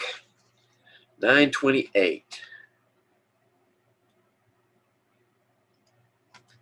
Identify which substance is oxidized and which substance is reduced in each of the following redox reactions. Okay. All right, I'm going to do the first one in the interest of time and just answer the rest of them. But I'm going to do the first one longhand. Ammonium nitrite yields what? N2 plus 2 water. Okay, this one's a minus 2, that's a plus 1. This one's a 0, it's a pure element. Right? This one is a minus 2, So that's a -4 total. This one is a +1, so that's a +4 total. Now, the problem here is that how do you tell these apart? I'll give you a clue. They are different. So here's how you do it. You split these out. This one is ammonium. This one is nitrite. So if this one is -2, -4 total, hold one out. This is +3. If this is +1, +4, hold one out, +3, it's also -3. All right, so both of them were. Both of them are the same oxidation state. But we're going from, no, they're not, excuse me. This is +3 and this is -3. You know what kind of reaction this is? This is a disproportionation reaction. In reverse, actually. So this one here is being loses 3 electrons. And this one gains 3 electrons. Right? End up in the same place. So, identify which substance reduced in each of the following. Which one is oxidized? Well, I'm not sure if they want us to pull the ions out. Let's just see what happens. I'm going to pull the ions out. And let's say loss of electrons is oxidized. So oxidized is ammonium, NH sub 4 super plus. There we go. And NO2 sub 2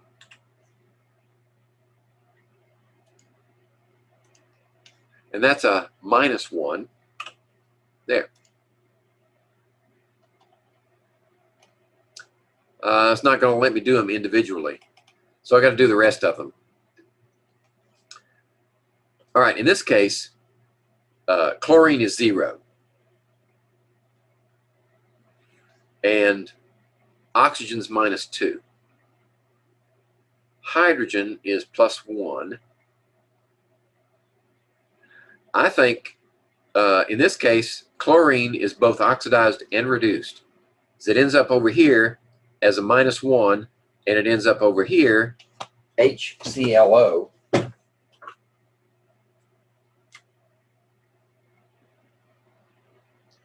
-2 + 1. So that's a -2. We have a -1. This means a +1 here.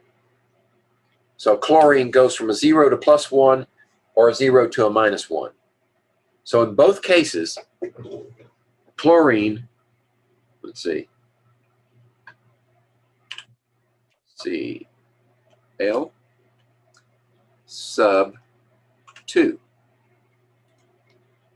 And also Cl, excuse me, sub 2. They're both, one is oxidized, one is reduced. How about this one? Well, carbon's going from 0 and CO2 is +4. We did that one earlier. So this one is being oxidized. Carbon is being oxidized. So that means Fe2O3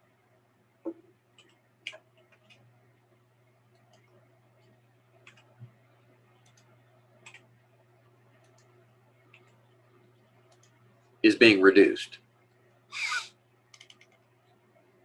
You know what? I'm thinking that they're going to want NH4NO2 up here. That's okay. I'll just leave it and see what they say. On this one, zinc is 0, and it's going to a plus, so it has to be oxidized.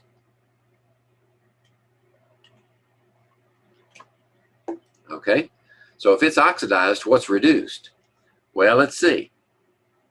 We're taking nitrate here to here is no change. But nitrate here to here is definitely a change. That's being reduced. So we're saying the thing that's being reduced is HNO3. Now let's see if it likes my answers. Oops, sorry. There, submit answers. All right, it didn't like one of them at least. It didn't like that first one. Okay, the first one, it wanted me to put the whole thing in, NH4 and O2. All right, so now we know.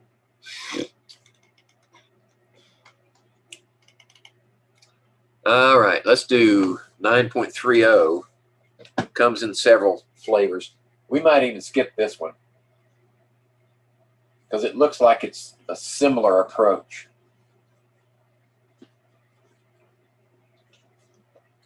Let's see. Oxidizing agent.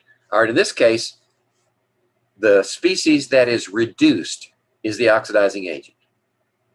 And the species that's oxidized is the reducing agent. Right?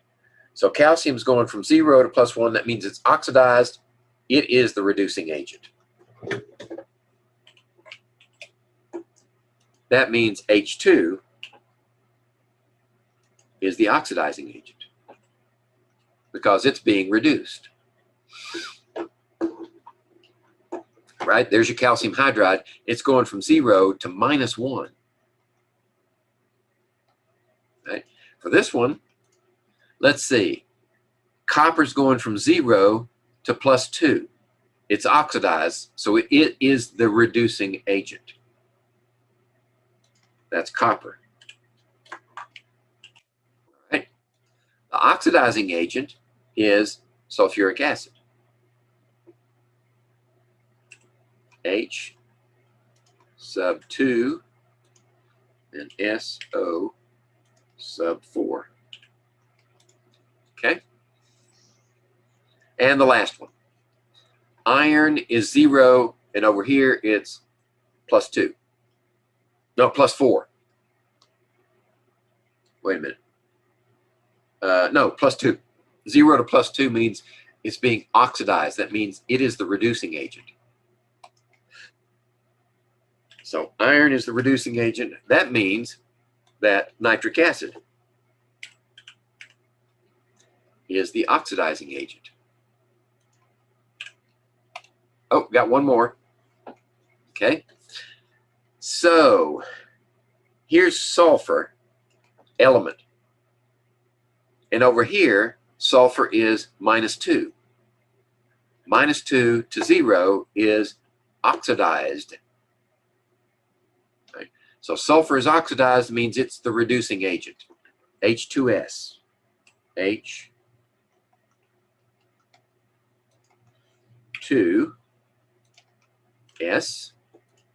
And the oxidizing agent would be nitric acid.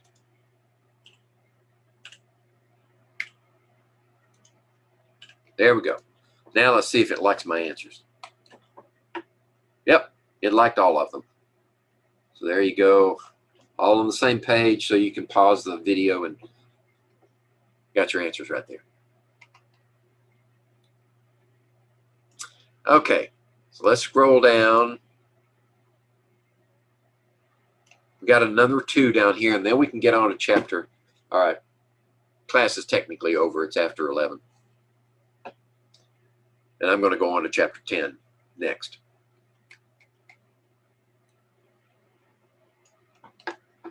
How could the equilibrium be shifted to the right? Well, let's look at the possibilities. This is 9.92.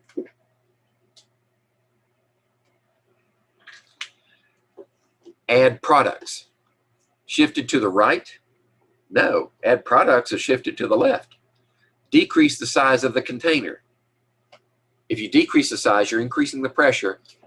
The reaction is going to prefer fewer moles if it can get them. So you have 2 on this side and 3 on that side.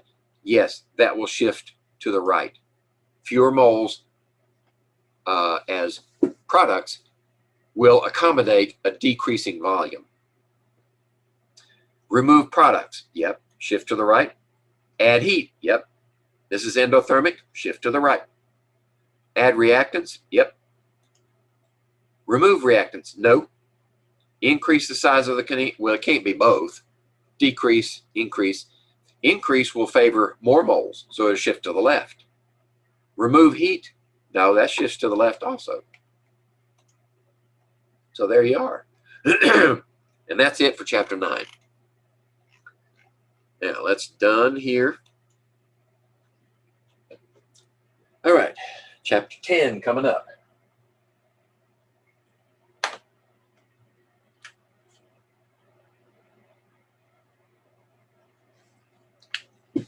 Let's say we're going to edit chapter 10. Contents. Continue.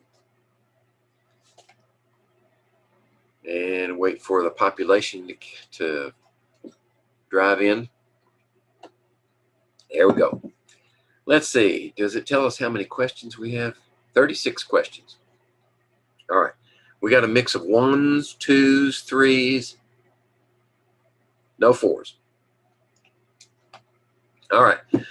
So I'm going to take these in order. And if I run across a duplicate, then I'll just skip over it. So let's start with 10.3.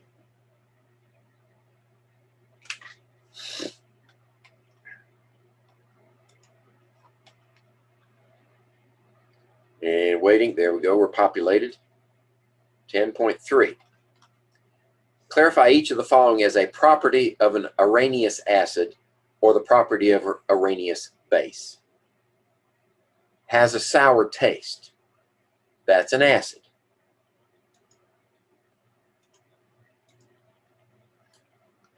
Has a bitter taste. That's a base. Right? That's why anything with vinegar on it tastes sour. Most medications that you take, if you break the capsule and you get some of the compound on your tongue, they taste bitter because most drugs are basic in nature. All right. That was 10.3. 10.6. Write equations depicting the behavior of the following Arrhenius acids and bases in water. All right. So for this one, I'm thinking, since we've only got one reactant here and the product's over here, they want us to simply dissociate the acid. In other words, break it apart. There's no water to react with it, so we're not going to have any hydroniums. Although we know that's exactly what happens.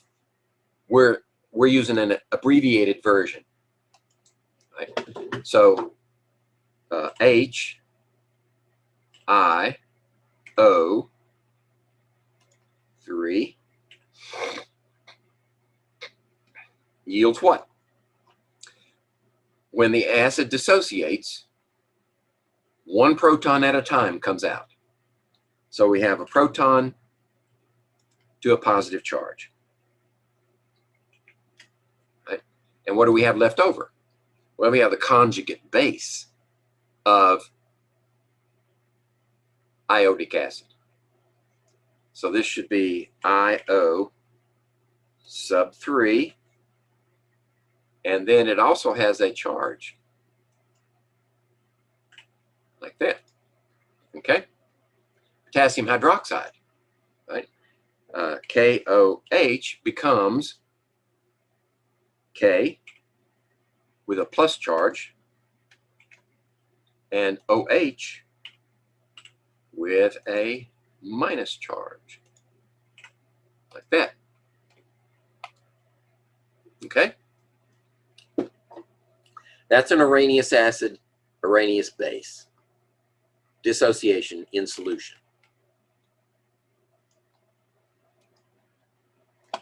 How about, well, I didn't mark that one. That was 10.6. This is 10.8.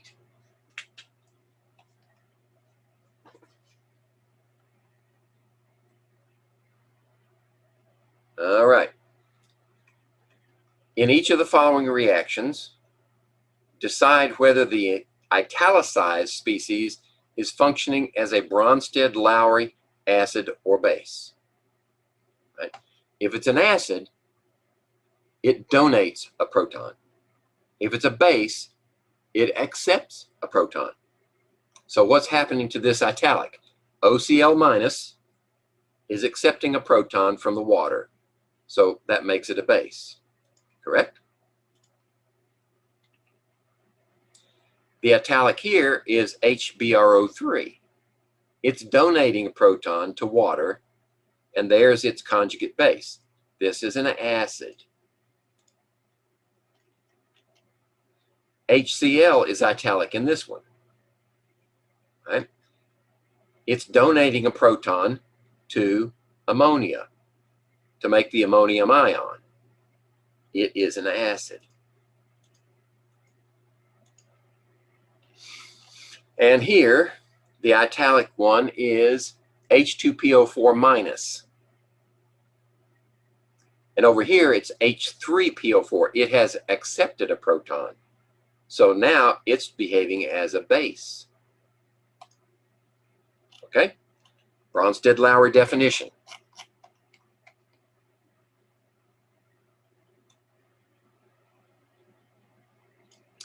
Let's see if 10.11 changes anything.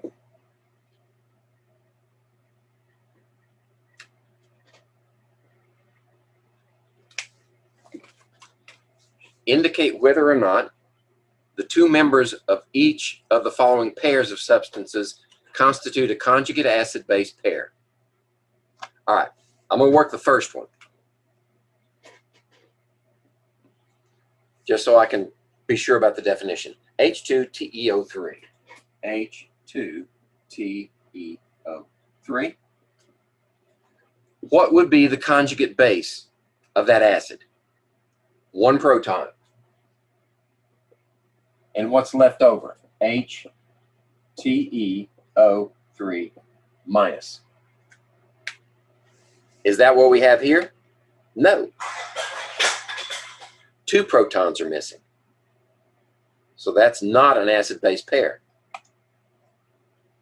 All right. How about this one? Also, one hydrogen is lost. Yes. Is the conjugate base part of this structure? Right. BO3, BRO3 minus. Yes, that is acid-base pair.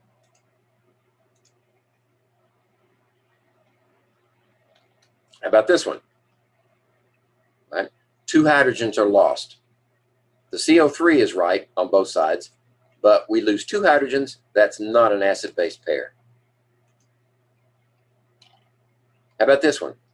One hydrogen lost from here to here, and IO4 with a minus charge. That's correct. That is an acid-base pair. There we go. That was simple enough. We just allow the definition. 10.13.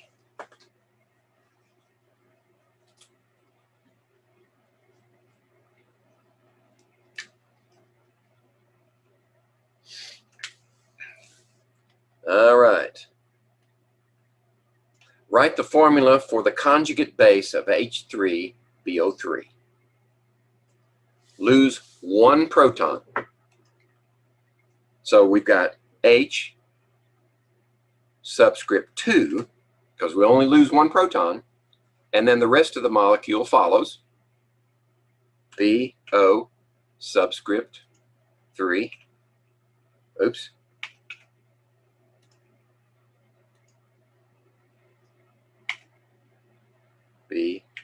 BO subscript 3, and then we need a charge, right? We lost a positive charge, and it left the electron behind. So now the charge on that species is a -1. Okay?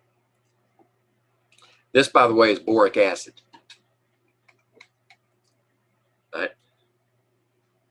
Ask your parents, maybe your grandparents, how you treat eye irritation in an infant. You mix up a boric acid solution, it drops in their eyes. It clears up infections. Okay, let's see. This level 3, I don't know. It might be a tall order, but we're going to find out. This is 17. I may have to put this one on the board.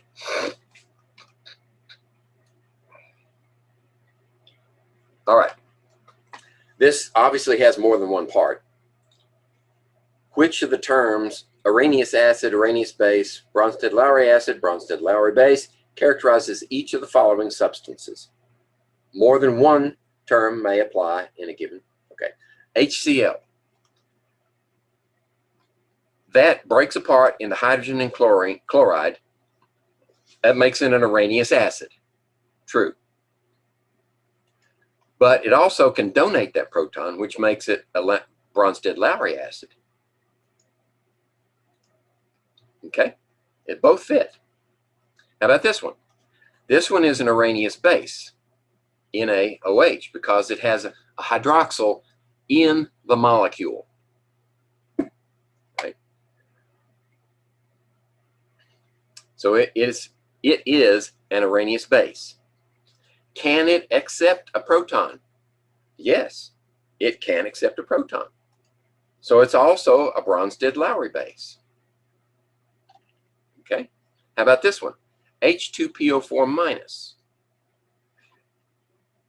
Can it break up into one proton and something left over? Yeah, it's an Arrhenius acid. Can it donate a proton? Yeah, it can donate a proton too. Uh-oh. What did I do wrong? Oh. Okay. It can accept a proton to become H3PO4. Yeah, but it can donate a proton too. Okay, I think they got this one wrong also. In fact, H2PO4 can act as an acid or a base. All right, which is more likely? Well, it's more likely to act as a base. So they're right there. Because the equilibrium is shifted toward H3PO4. So when you add that to water, okay, it's going to act as a base. But it's not going to act as a Arrhenius base because it doesn't have a hydroxyl. Okay, I'll accept that. How about this one? Okay, I'm going to be careful with this one. Br minus. When you put that in water, it is not going to accept a proton because HBr is a strong acid.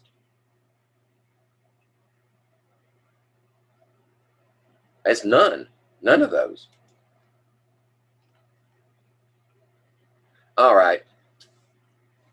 Let's split hairs, why don't we? Br in water can accept a proton, but it won't. It will not. HBr is a strong acid. It produces Br minus, a weak base, and it will not accept a proton unless you force it. So they're saying it can accept a proton. All right, so let's quibble a while. No, let's move on to the next problem.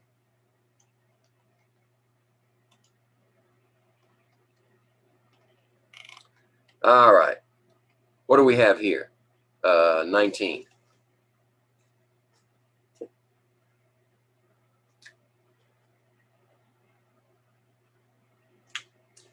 Okay. classify the following acids as monoprotic, diprotic, or triprotic. This is easy. How many protons do they actually have? Now, that's not saying they give them all up at once, right? You still reaction one proton at a time, but how many available protons do they have for reaction? This one has one. It's monoprotic. This one has two. It's diprotic. This one has, dichloroacetic acid. This proton here is not available. The proton that's available is that first one. Better be. Yeah. Chloric acid is monoprotic. The convention is you write the acid in such a way as the first hydrogens in the molecule are the ones that dissociate. Any other hydrogens in the rest of the molecule do not dissociate. All right. So let's level 2, difficulty 2, 1022.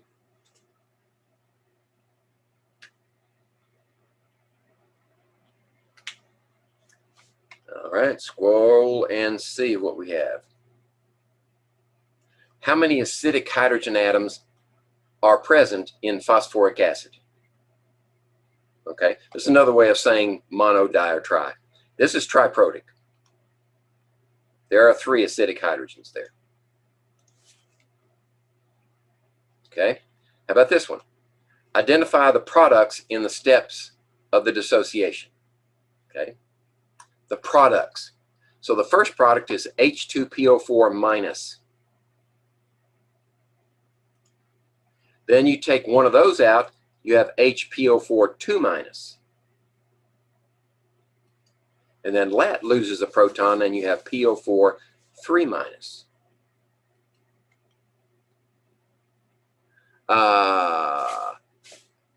Okay, if they're just saying the dissociation, I'm looking for a trick here.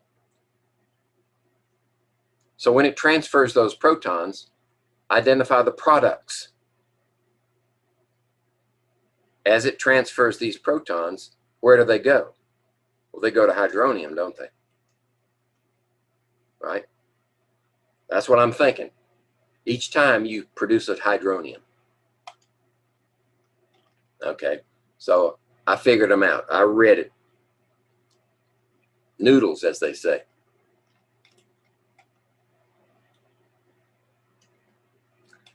How about 24?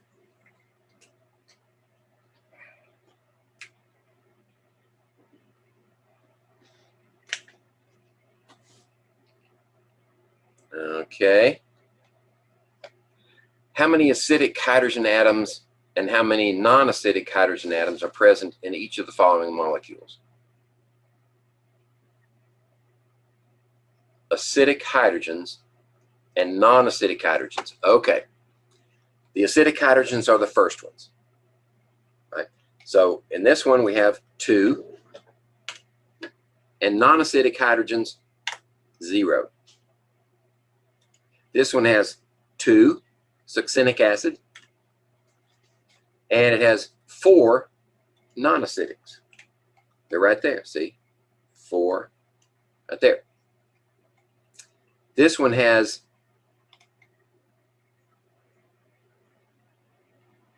doesn't have acidic hydrogens. This is a base. It accepts hydrogens. Acidic 0. Non-acidic 3. Propanoic acid. 1 acidic and 5 non-acidic. Okay, you liked my answers. All right. So that was 1. Let me scroll down some here. 24. Next one's 31.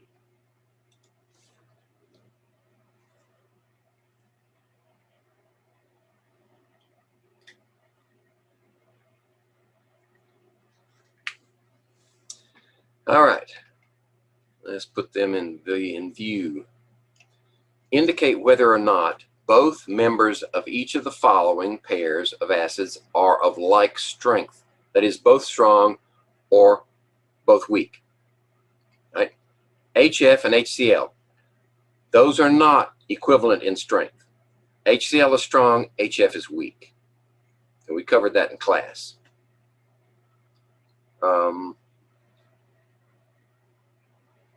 Whether or not, no, they're not. They're not the same. HCl and HI, these are both strong, right? Anything below HCl, HCl, HBr, HI, HAT also. Astatine is an halogen. So yes, they are. HClO and HBrO. Notice that these are from different homologous series. HClO is hypochlorite, and hypochlorous acid is weak. But HBrO is also weak. So they are both weak. Okay? H3PO4 and HCl. No, they're not the same. H3PO4 is compared to, well, HCl is a strong acid, definitely. H3PO4 is a weak acid. Okay? Now, that doesn't mean that you can't have, hurt yourself, injure yourself with H3PO4, or like any weak acid. If it's concentrated enough, it will dissociate and produce enough hydrogen ions. Even though it's weak, it will produce enough so that they will corrode your skin or your lungs or your eyes or whatever you get them into. So we're talking chemical terms, weak versus strong.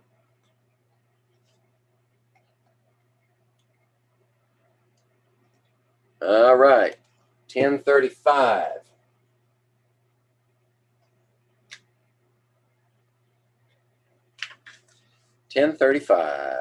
Scroll down there. The HCl in 0.4 molar HCl solution is 100% dissociated. Right? Well, we knew that. Once you put it in aqueous solution, what are the molar concentrations of HCl, H3O, and Cl in solution? Look at it this way. HCl dissociates. Well, they're given hydroniums here, so we react it with water. Right? So we're going to have H3O plus and Cl minus. Correct? All right. The concentration here is 0.4 molar. 0.4 molar before the reaction. After the reaction, 1 to 1 to 1 to 1, this one and this one. And that one's gone. All right? So HCl is going to be 0. Hydronium is going to be 0.4 molar. And chloride will also be 0.4 molar. Okay?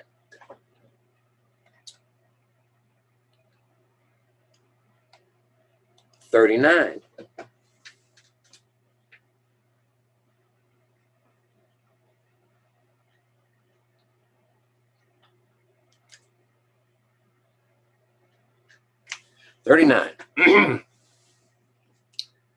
Let's see here.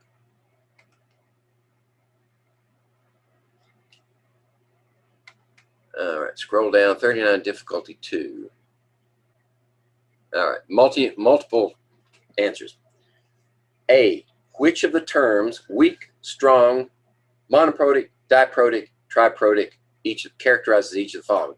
I ought to skip this one, but we're already here, so I'm going to go ahead. So this one is weak, and it's triprotic. Okay, correct answer. This one is strong, and it's monoprotic. Okay. This one is weak, HClO2. That's chlorous acid because it's derived from chlorite ion. It's weak, and it's monoprotic.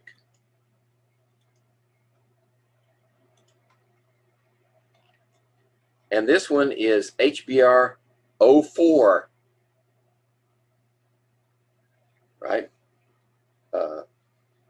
BrO3 is bromate, and BrO4 minus is bromate.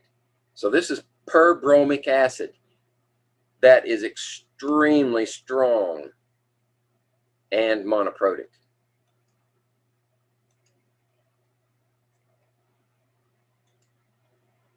Wait a minute.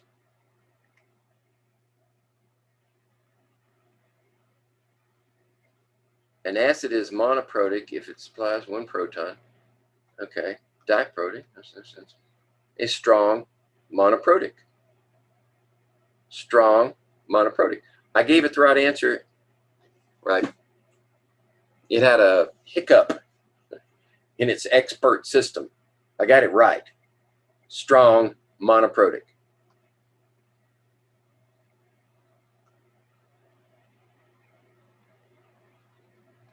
All right, never mind. Can't always trust machines, can you? 10.45.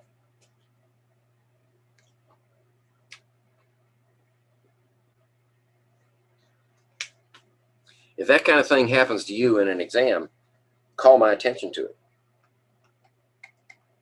If the machine's wrong, I will fix it. Okay. Using the acid ionization constant information given in the table below, indicate which acid is the stronger in each of the following acid pairs. Okay. How do we know strength? Remember, the Ka is the acid dissociating to hydrogen ions and conjugate base. And then the Ka is simply this times that divided by that.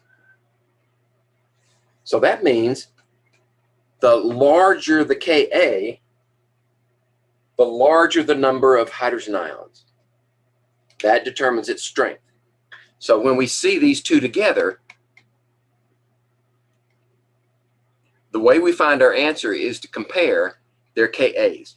So HCO3 minus here is 10 to the minus 11th. H3PO4 here is 10 to the minus 3rd.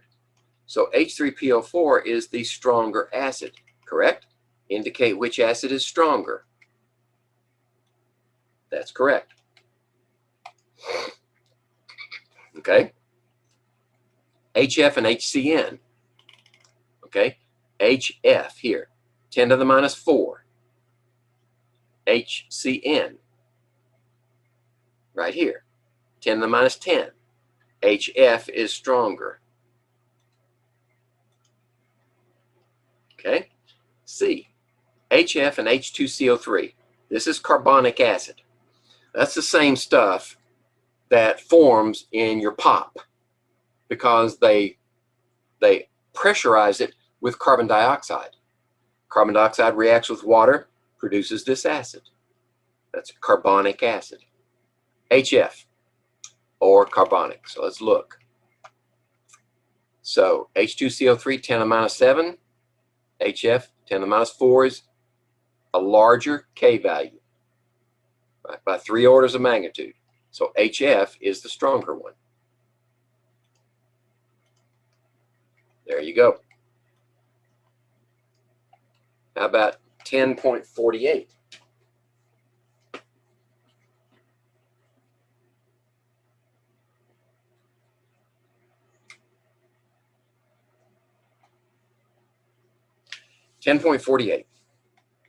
Scroll down, that's level 2 difficulty. So this one may give us a challenge. 0.1220 molar solution of base is 2.8% ionized. Calculate the base ionization constant, Kb. You know, I don't think we ever did this one in class.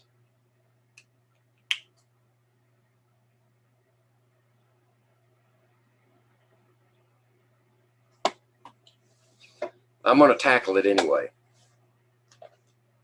simply because it's here. But I don't think this is a valid question for an exam, because we really didn't cover this topic in enough detail. So we're looking for the ionization constant. So our base, whatever it happens to be,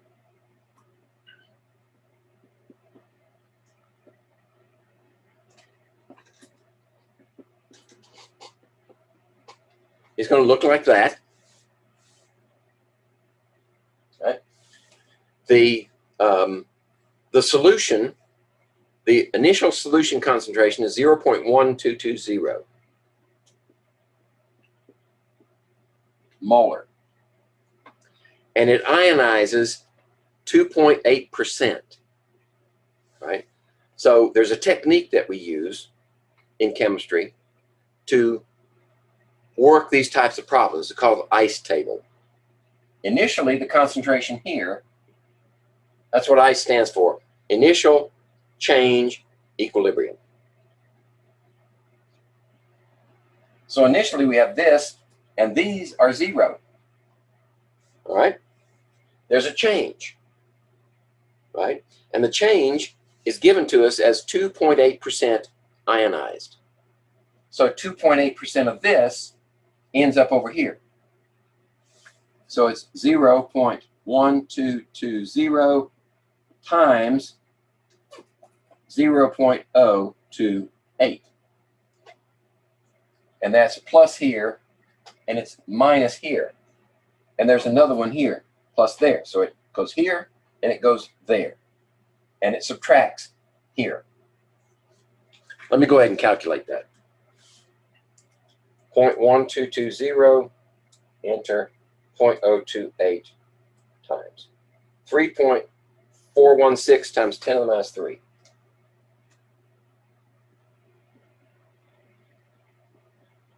Right? And this is 3.416 times 10 to the minus 3. And this is 3.416 times 10 to the minus 3. Okay? So now, what's the equilibrium situation? Well, this is added to 0. So this was 3.416 times 10 to the minus 3. This one is 3.416 times 10 to the minus 3. And this one is subtracted from 0.1220. 1.186. 1.186 times 10 to the minus 1. Okay? So now we can determine the ionization constant simply by saying that one times that one in the numerator divided by this one in the denominator. Right? We have our values right here. So 3.416 exponent to the minus 3. That times that is squared, correct? Something times itself is the same as squared. And then we divide by that one. 1.186 exponent to the minus 1 divide. So it's 9.1234. 9.839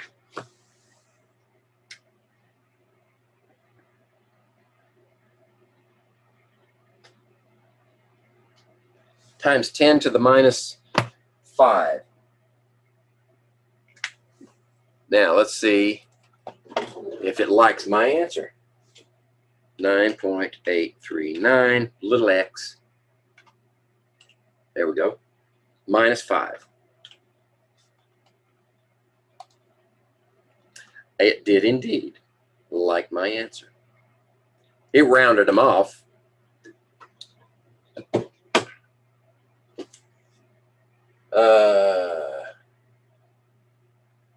Oh, it's saying that this percent dissociation limits to 2 significant figures. Okay, I'll accept that. So now you know how to do something new.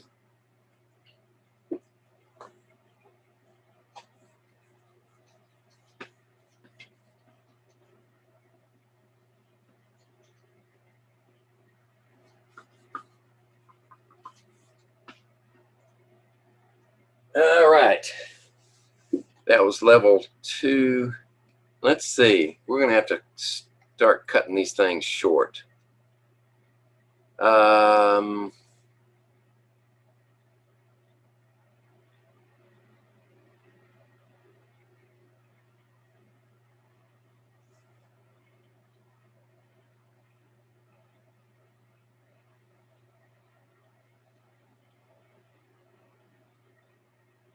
This might have some value.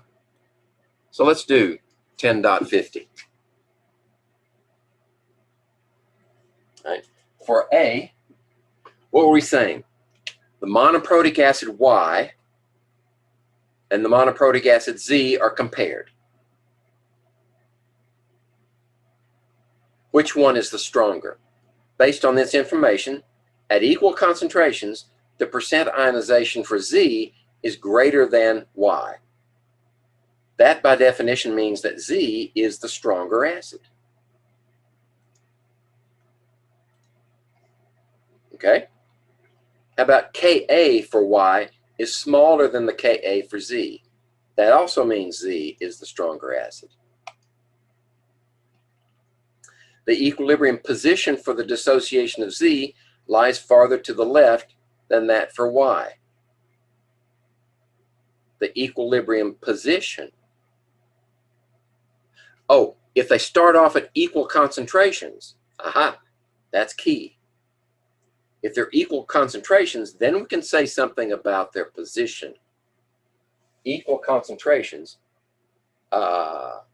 dissociation of Z. So let's do it like this.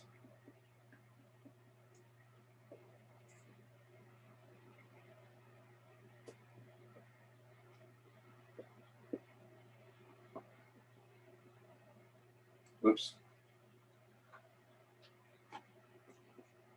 There we go. Equal concentrations to start with. Right? So the equilibrium position for the dissociation of Z lies farther to the left. Now Z is the weaker and Y is the stronger. Okay? At equal concentration and equal volumes, more hydronium ions are present in the Z solution than the Y solution. If they're equal concentrations, then the higher hydrogen ion concentration is the stronger one. There you go.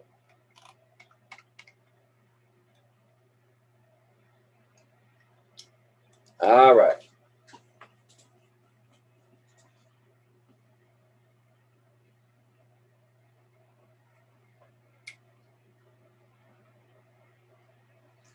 Let's see how we're doing. We're about halfway through, I think.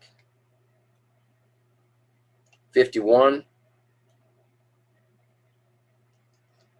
Classify each of the following substances as an acid, a base, or a salt. All right. Remember the definition of a salt. We know how to classify acids and bases. A salt is a combination of the cation from the base with the anion from the acid. Right? So HBr is an acid, period.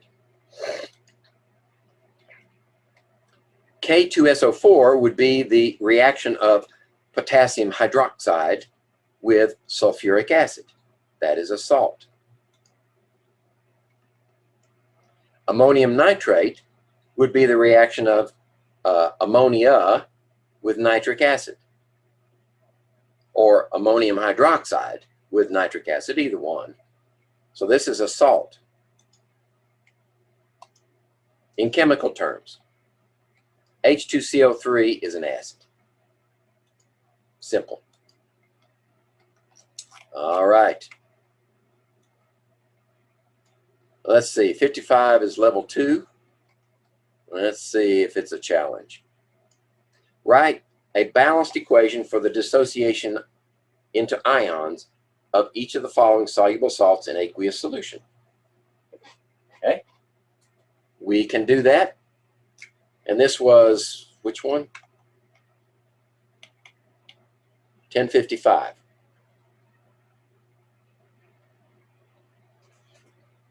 All right, first one. Barium nitrate.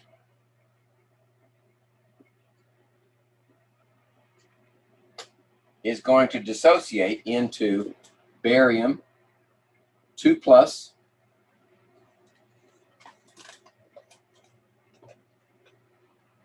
omit states of matter. Notice that. Use the coefficients, but omit the states of matter. So we don't have to say it's aqueous. Plus 2NO3 minus. So let's put the compound in. That's barium and parentheses. Let's see if it lets us do that. Yeah. NO sub 3, close parentheses. Oops, sorry. Close parentheses. And then sub 2. There we go. This one's going to be barium 2+. So barium, and then here, 2+. And this one's going to be nitrate. Only 2 of them. 2NO subscript 3 charge minus 1. Okay. Oh, we got to do both of them. Okay, so this one's going to be 1 is magnesium sulfate subscript 4.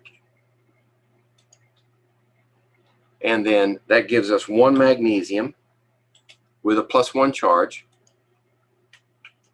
and 1 sulfate.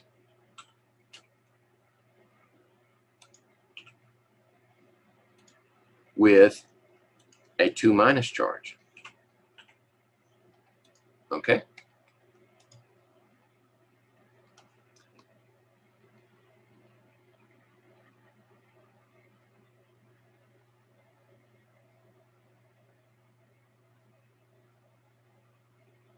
All right, what is it saying? Oh, yeah, I was wrong.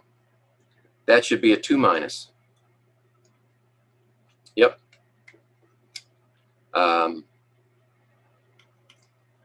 Don't do that. Don't make that mistake. Right? I didn't balance my charges right there. All right, let's move on. I'm sure there'll be others that try me as much as that one did. Maybe even worse. So here we have, okay, let's do this reaction 61.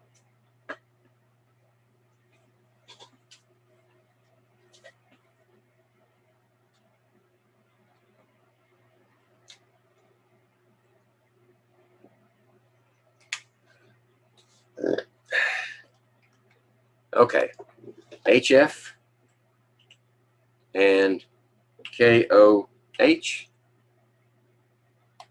So we get KF as the salt and water. H2O. One of each. Yeah. There's an H there, there's an H there, there's an O. Yeah, it's balanced. Okay, this one might be a little more difficult, so let's be careful. HNO3, subscript 3, and calcium hydroxide, close parentheses, subscript 2. Okay. We're going to need 2 hydrogens.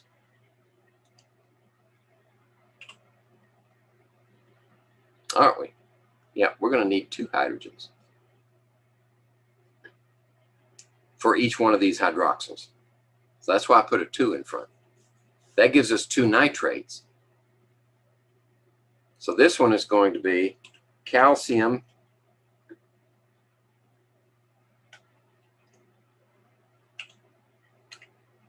subscript 3, close parentheses, and there's going to be 2 nitrates. There we go. And then we're going to have 2 waters also.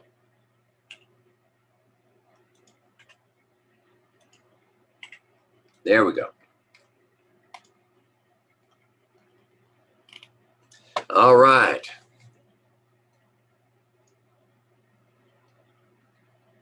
And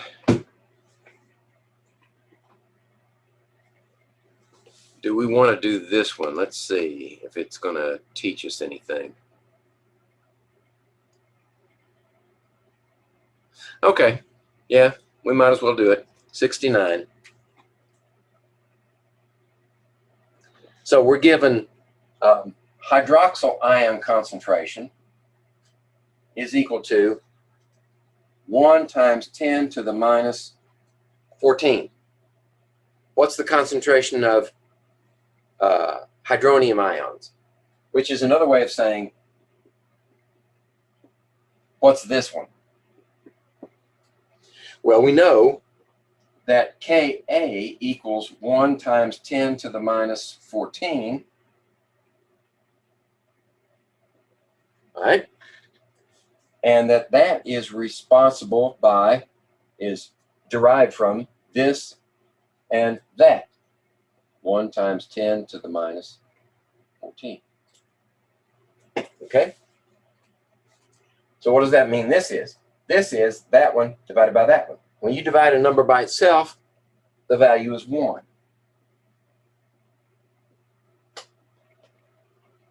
So this is 1 molar.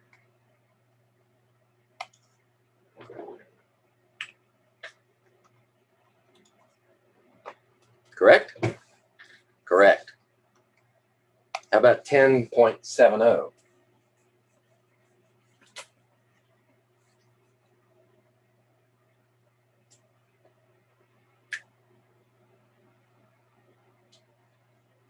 Okay.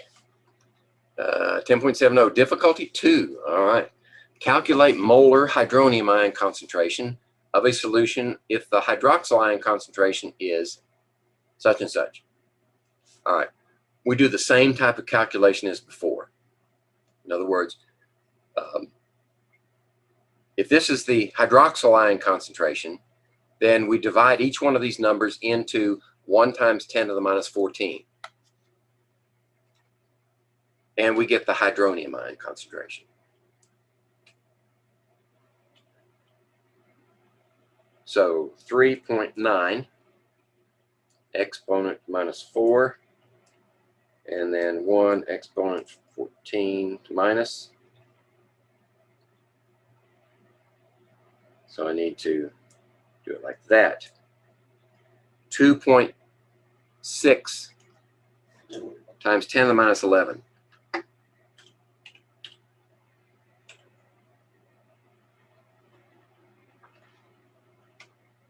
There we go.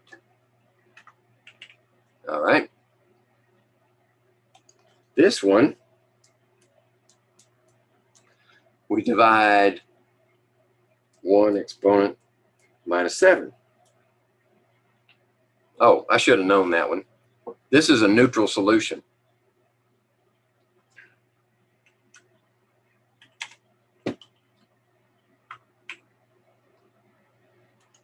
All right. We can do this one in my head, right? 10 to the minus 12 divided into 10 to the minus 14 is 10 to the minus 2.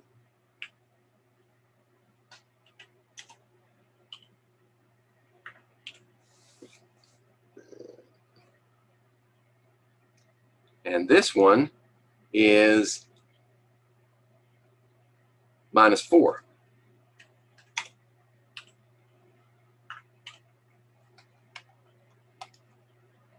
Okay?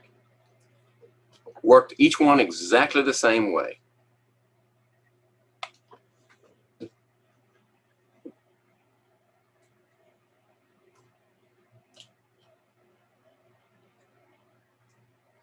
Seven, 6.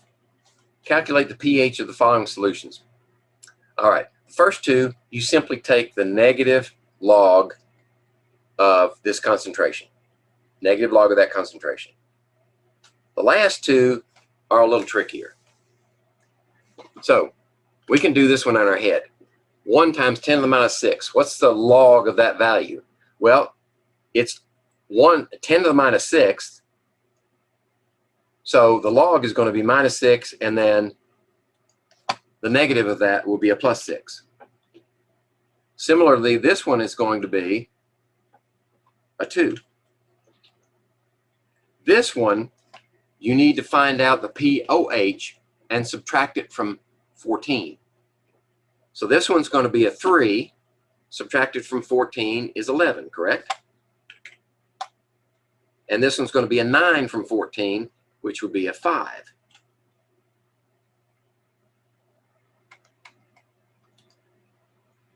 Okay?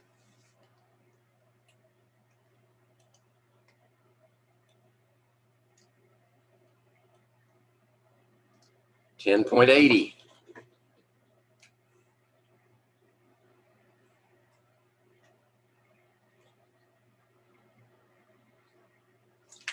Let's see. Okay, just checking my time. I can spare the time. I'm way over, but we're going to finish this. What's the molar hydronium ion concentration in solutions with each of the following pH values? All right, remember the anti-log of the negative pH. So if this is the pH,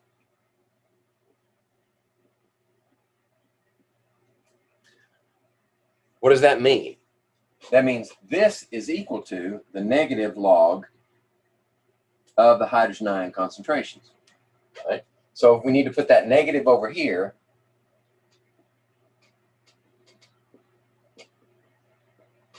and then, right, power of 10, this is 10 to that power.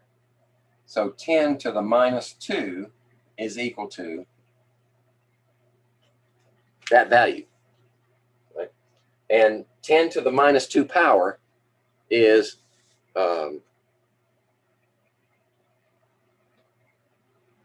times 10 to the minus 2, molarity. Right? So 1 times the minus 2. This one would be minus 6. This one would be minus 10. And this one would be minus 13. Okay?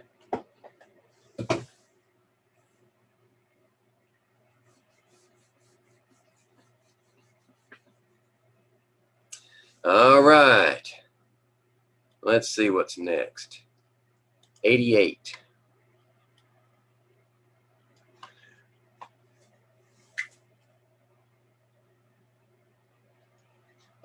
With the help of the table below, Arrange the following 0.4 molar aqueous solutions in order of increasing pH.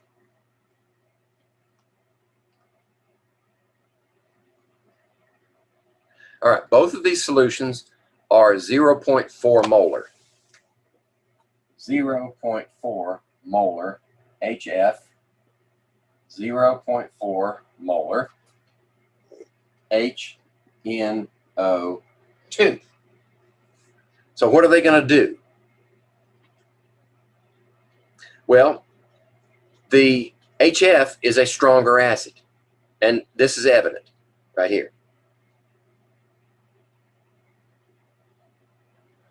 It's HF is stronger than nitrous acid. So we want to increase pH. The strongest one is to the left, and the weakest one is to the right, increasing pH. So which is the strongest acid in this group? Well, these are both weak acids. So if there's any strong acid in there, it ought to be the first one on the list. HNO3, right? It's either this one or this one. And then increasing pH would be the strongest base, right? So KOH, right? So this one, the second one, and the fourth one are possibilities. Then in between, we order these. So which one's the stronger acid? Well, HF is stronger than HNO2. So that should be the order. Okay? That's how we get that one.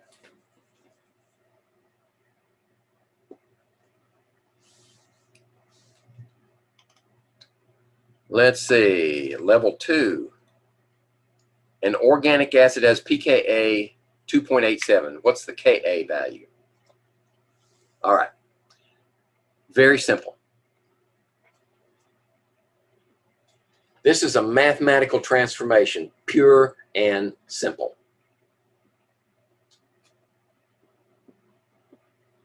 Right? So the Ka would be equal to the log, 10 to the negative 2.82. Right? Do it the same way as pH. So we just need to say 2.82, 7, excuse me. My mistake. 7. There we go. So 2.87 negative power of 10. Let's see. pH 2 decimals, 2 significant figures, 1.3 times 10 to the minus 3.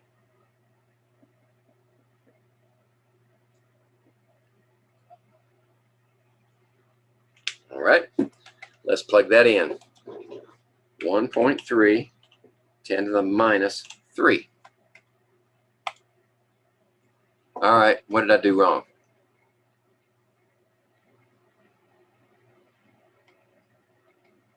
What is its Ka value?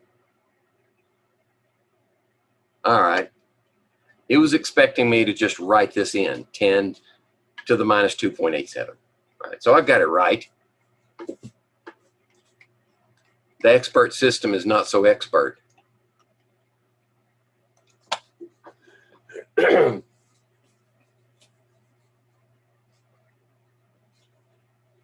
And again, if that ever happens to you on an exam, you let me know, and I'll change that one to correct.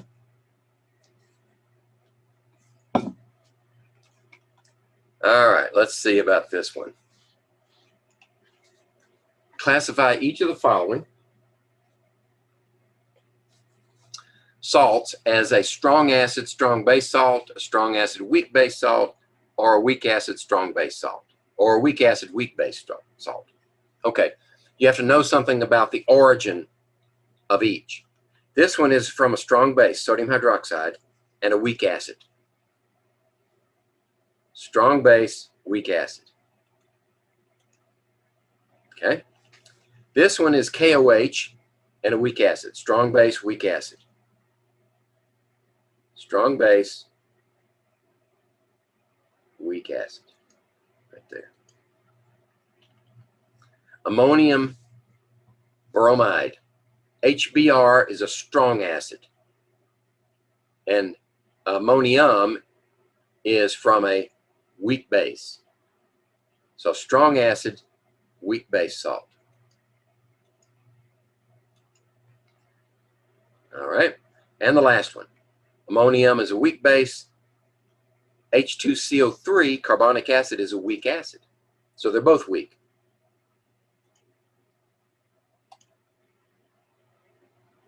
There we go.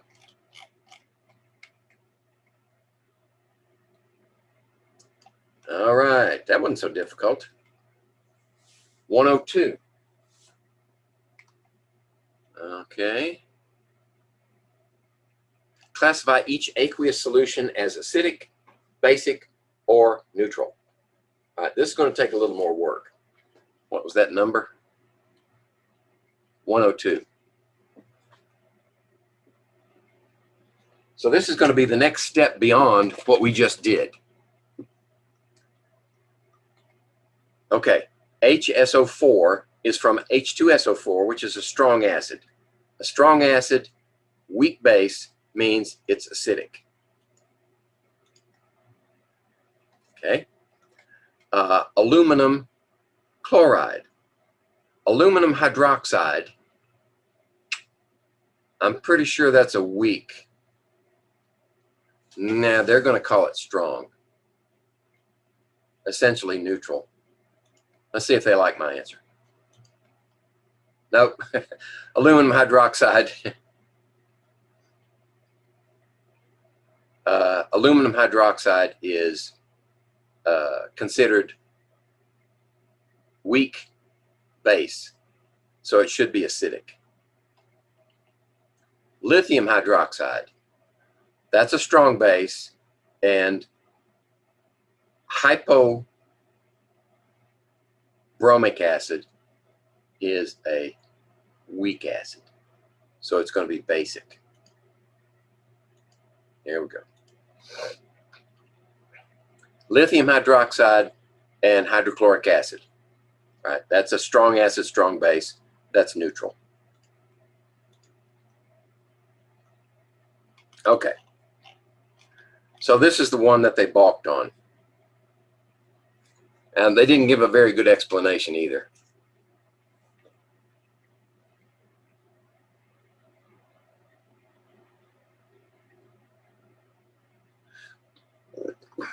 But live and learn.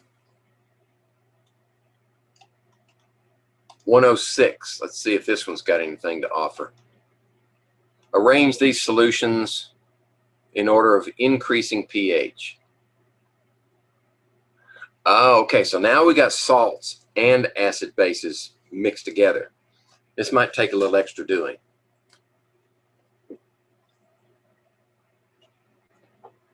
(106).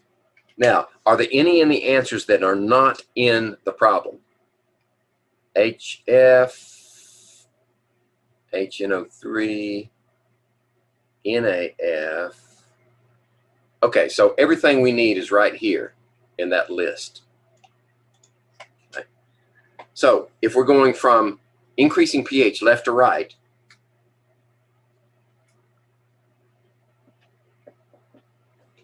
then the more acidic is going to be on the left. Right? So we need to say something about HF, sodium fluoride, nitric acid, and sodium nitrate. Okay? Which one has the lowest pH? They're all the same concentration. That's the lowest pH, HNO3. Okay? So what's the strongest base in this bunch? Well, it's a toss-up between this one and that one.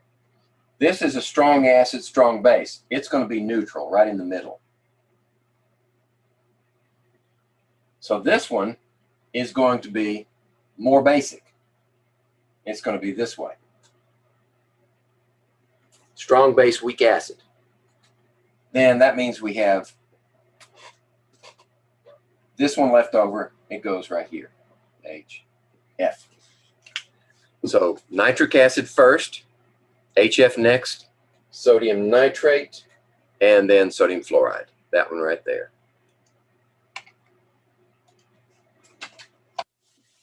Okay. So let's scroll a little bit. 107.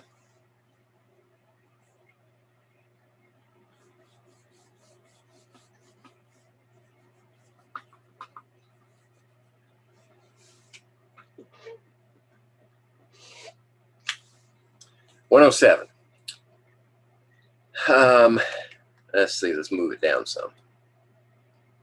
Here we go. Predict whether each of the following pairs of substances could function as a buffer system in aqueous solution. Aha! So, how do we get a buffer? Most of the time, a buffer is composed of a mixture of acid, a weak acid, and its conjugate base. Okay? So first of all, do we have a weak acid? HNO3, no. That will not work. HI is also a strong acid. That will not work. How about calcium bromide and calcium nitrate? Calcium bromide is derived from calcium hydroxide and hydrochloric acid. That's neutral, right? That's a neutral salt. Calcium nitrate is from a strong base, strong acid. That won't work either. How about this one? H3PO4 is a weak acid, and H2PO4 minus would be the conjugate base. That is your buffer. All right.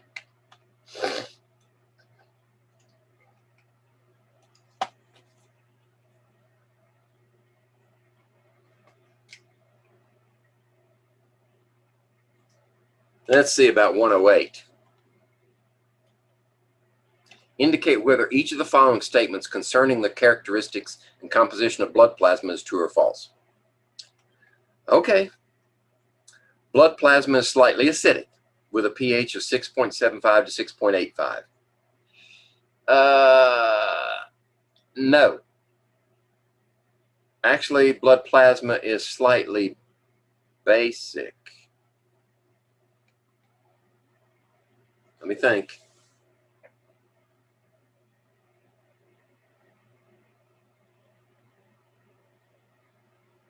Yeah, it's 7.35 to 7.45. So that one is false. Okay. The most abundant negative ion in blood plasma is the chloride ion. That's probably true. Wait a minute. What other negative ions are possible? You could have HCO3 minus. Okay, I'm going to go with that one. Say that's true. The most abundant hydrolyzable ion in blood plasma is, what does hydrolyzable mean? That means it can lose a proton or gain a proton. It can react with water. That's what hydrolyze means. That's true. White blood cells and red blood cells are present in blood plasma. Blood plasma? Plasma is the liquid part. So that's false. Okay. So I guessed right. I can't. Why are they putting that in a chemistry course? 119.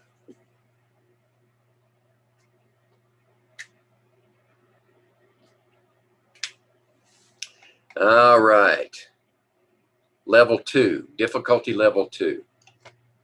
Identify the buffer system, conjugate acid, base pair present in a solution that contains equal molar amounts of the following.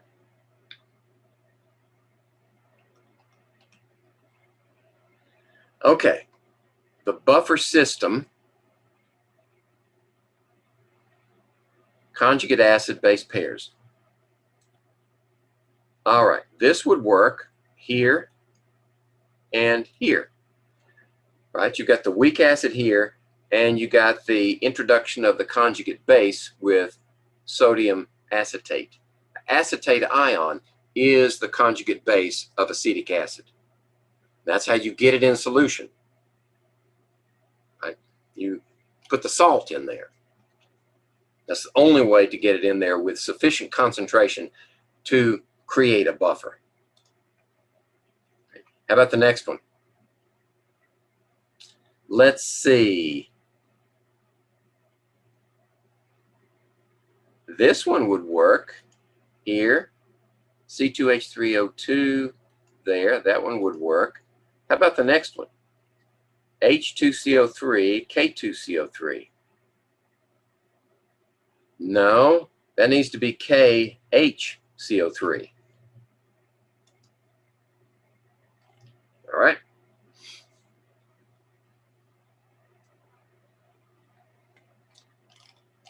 So we're done with that one. Let's see about the next one. We should be getting close to the bottom. 126.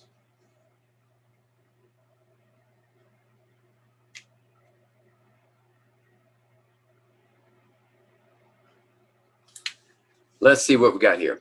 What is the pH of a buffer that is 0.172 molar in weak acid and 0.202 molar in acid conjugate base? The ionization constant is 5.7 times 10 to the minus 4.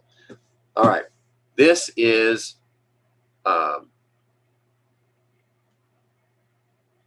Henderson-Hasselbalch equation. To remind you,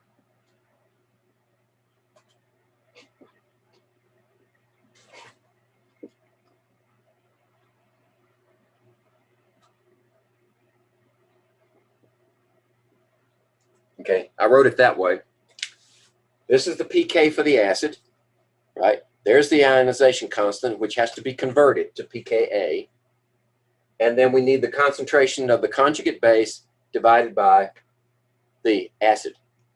So here we have a weak acid concentration is 0.172, 0.172. And the conjugate base, 0.202, 0.202. So what's the negative log of 5.7 times 10 to the minus 4?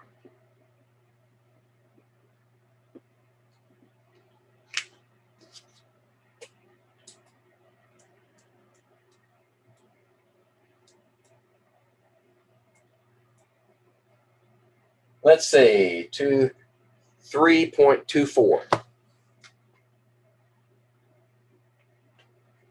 Okay, so now we just need to take this ratio, take the log of it, 0.202 and 0.172 divide 1.174, take the log of that, 6.98 times 10 to the minus 2.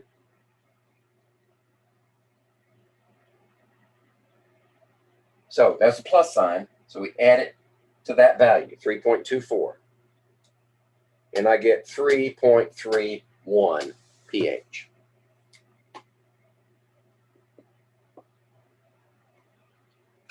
All right, let's see if they like that answer.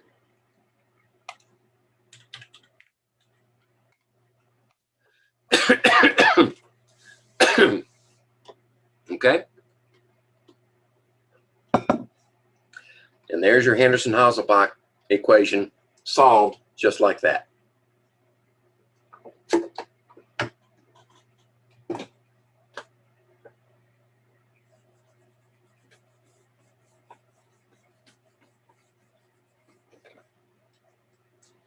All right, let's move down to 131.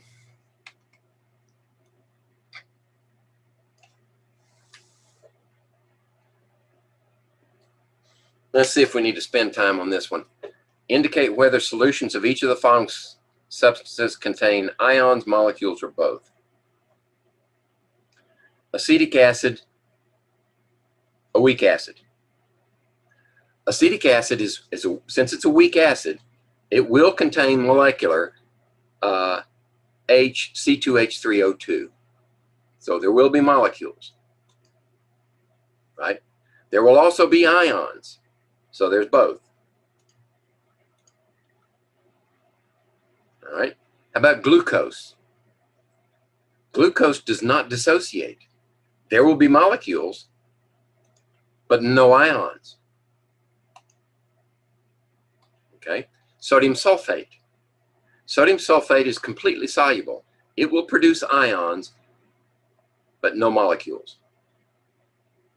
Yeah, technically speaking, SO4 2- is a polyatomic ion, and that's a molecular species. But I think I know what they're asking here. Just ions, yeah. Chlorous acid. Chlorous acid is ClO2, HClO2. It's a weak acid.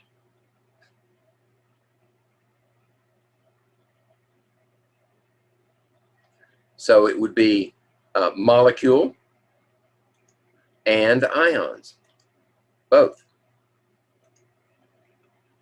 Okay, takes care of that one.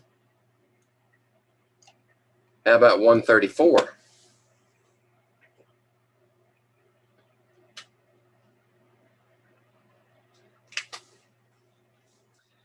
How many ions per formula unit are produced when each of the following soluble salts, strong electrolytes, dissolve in water? If they're strong electrolytes, you may assume that the dissociation is complete. Everything that's over here ends up as ions, okay? So how many ions per formula unit? We got 1 sulfur, 2 sodiums. That's 3 ions per unit. This one has 3 sulfates and 2 aluminums. That's 5 ions. Remember, the sulfate ion is polyatomic. It holds together when it dissociates as a 2- charge. This one has 3 sodiums and 1 phosphate. That's 4 total. And this one has 1 ammonium and 1 cyanide. That's 2. Okay? 139.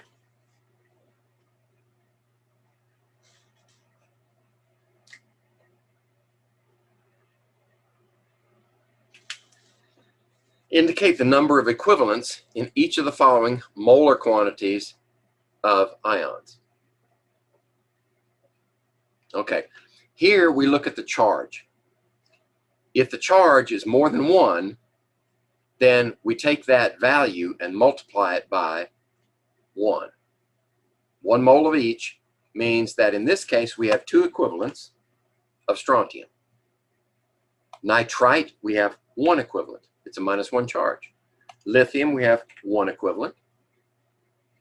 And the hydrogen carbonate, or the bicarbonate ion, is 1 equivalent. Okay? Almost there. Got 2 more to go. 143.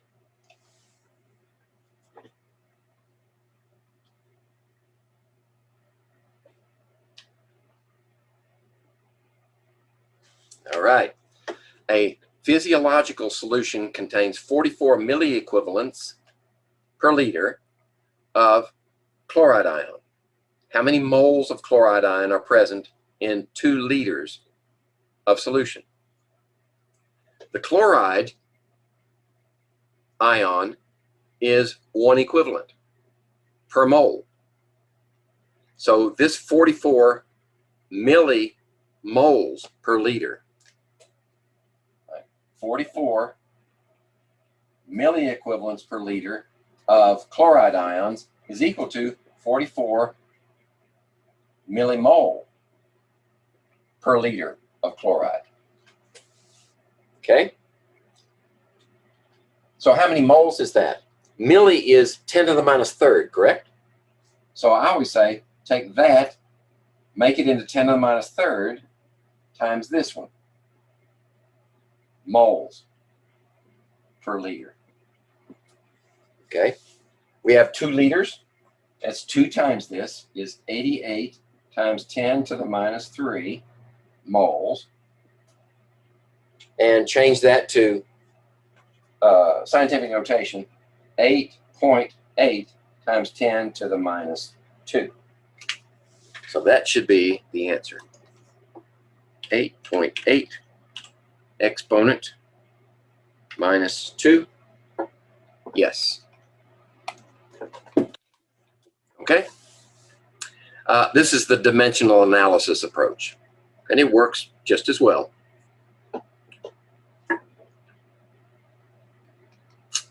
And one last one here. 0.149.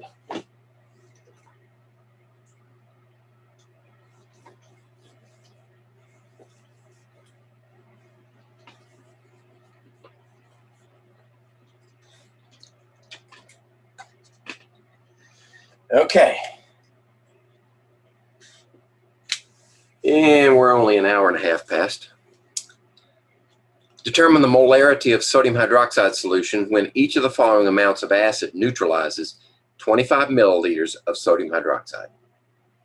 All right. Most of the time, you can say molarity times volume for the acid equals molarity times volume for base.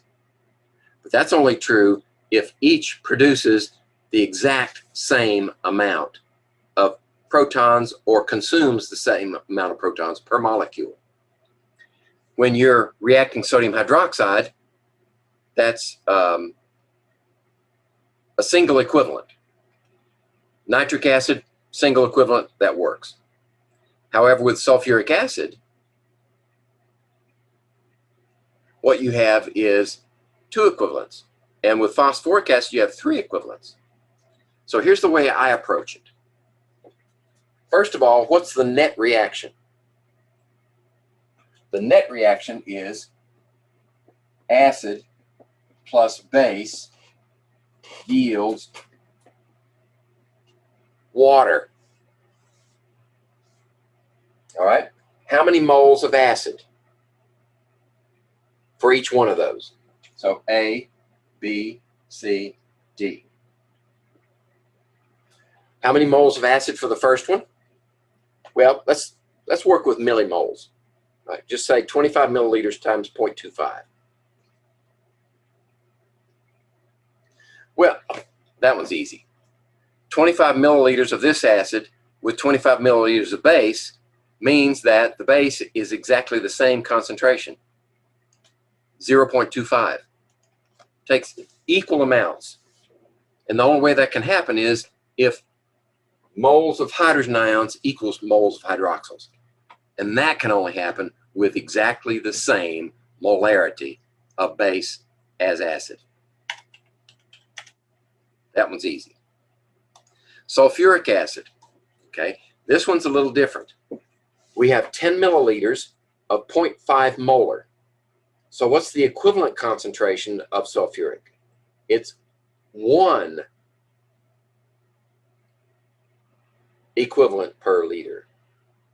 So 10 times 1 is 10 milliequivalents.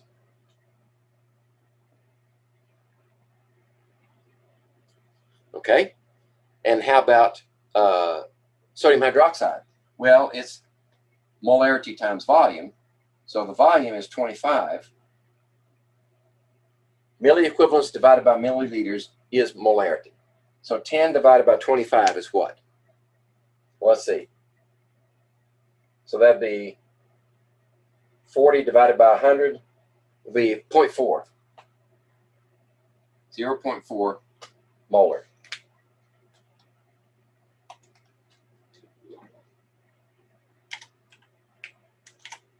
Okay?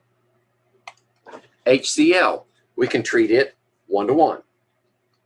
So 20.3 times 1 is 20.3 moles of hydrogen ions, which means 20.3 moles for sodium hydroxide. So 20.3 moles, millimoles per milliliter divided by 25 is 0.812.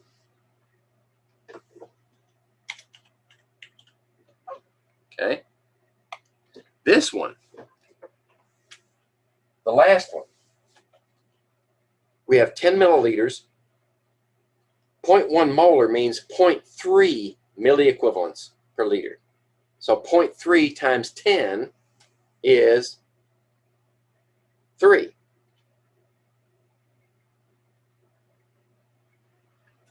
3 milliequivalents of hydrogen ions. That means you have 3 milliequivalents of hydroxyls. So 3 milliequivalents of hydroxyls divided by 25 milliliters equals, should be 12. I mean 0.12, excuse me. 0.120. Okay, let's see if it likes my answer. Yep. So if you use this approach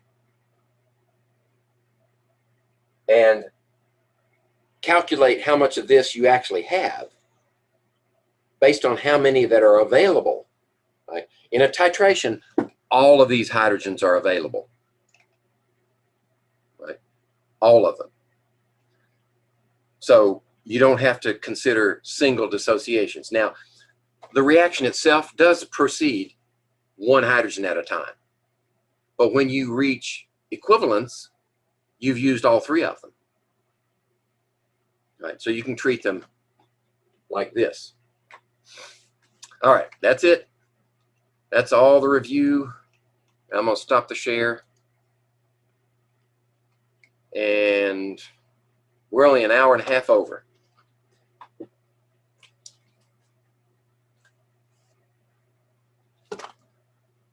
And then we have, let's see, the next Friday is into the final week.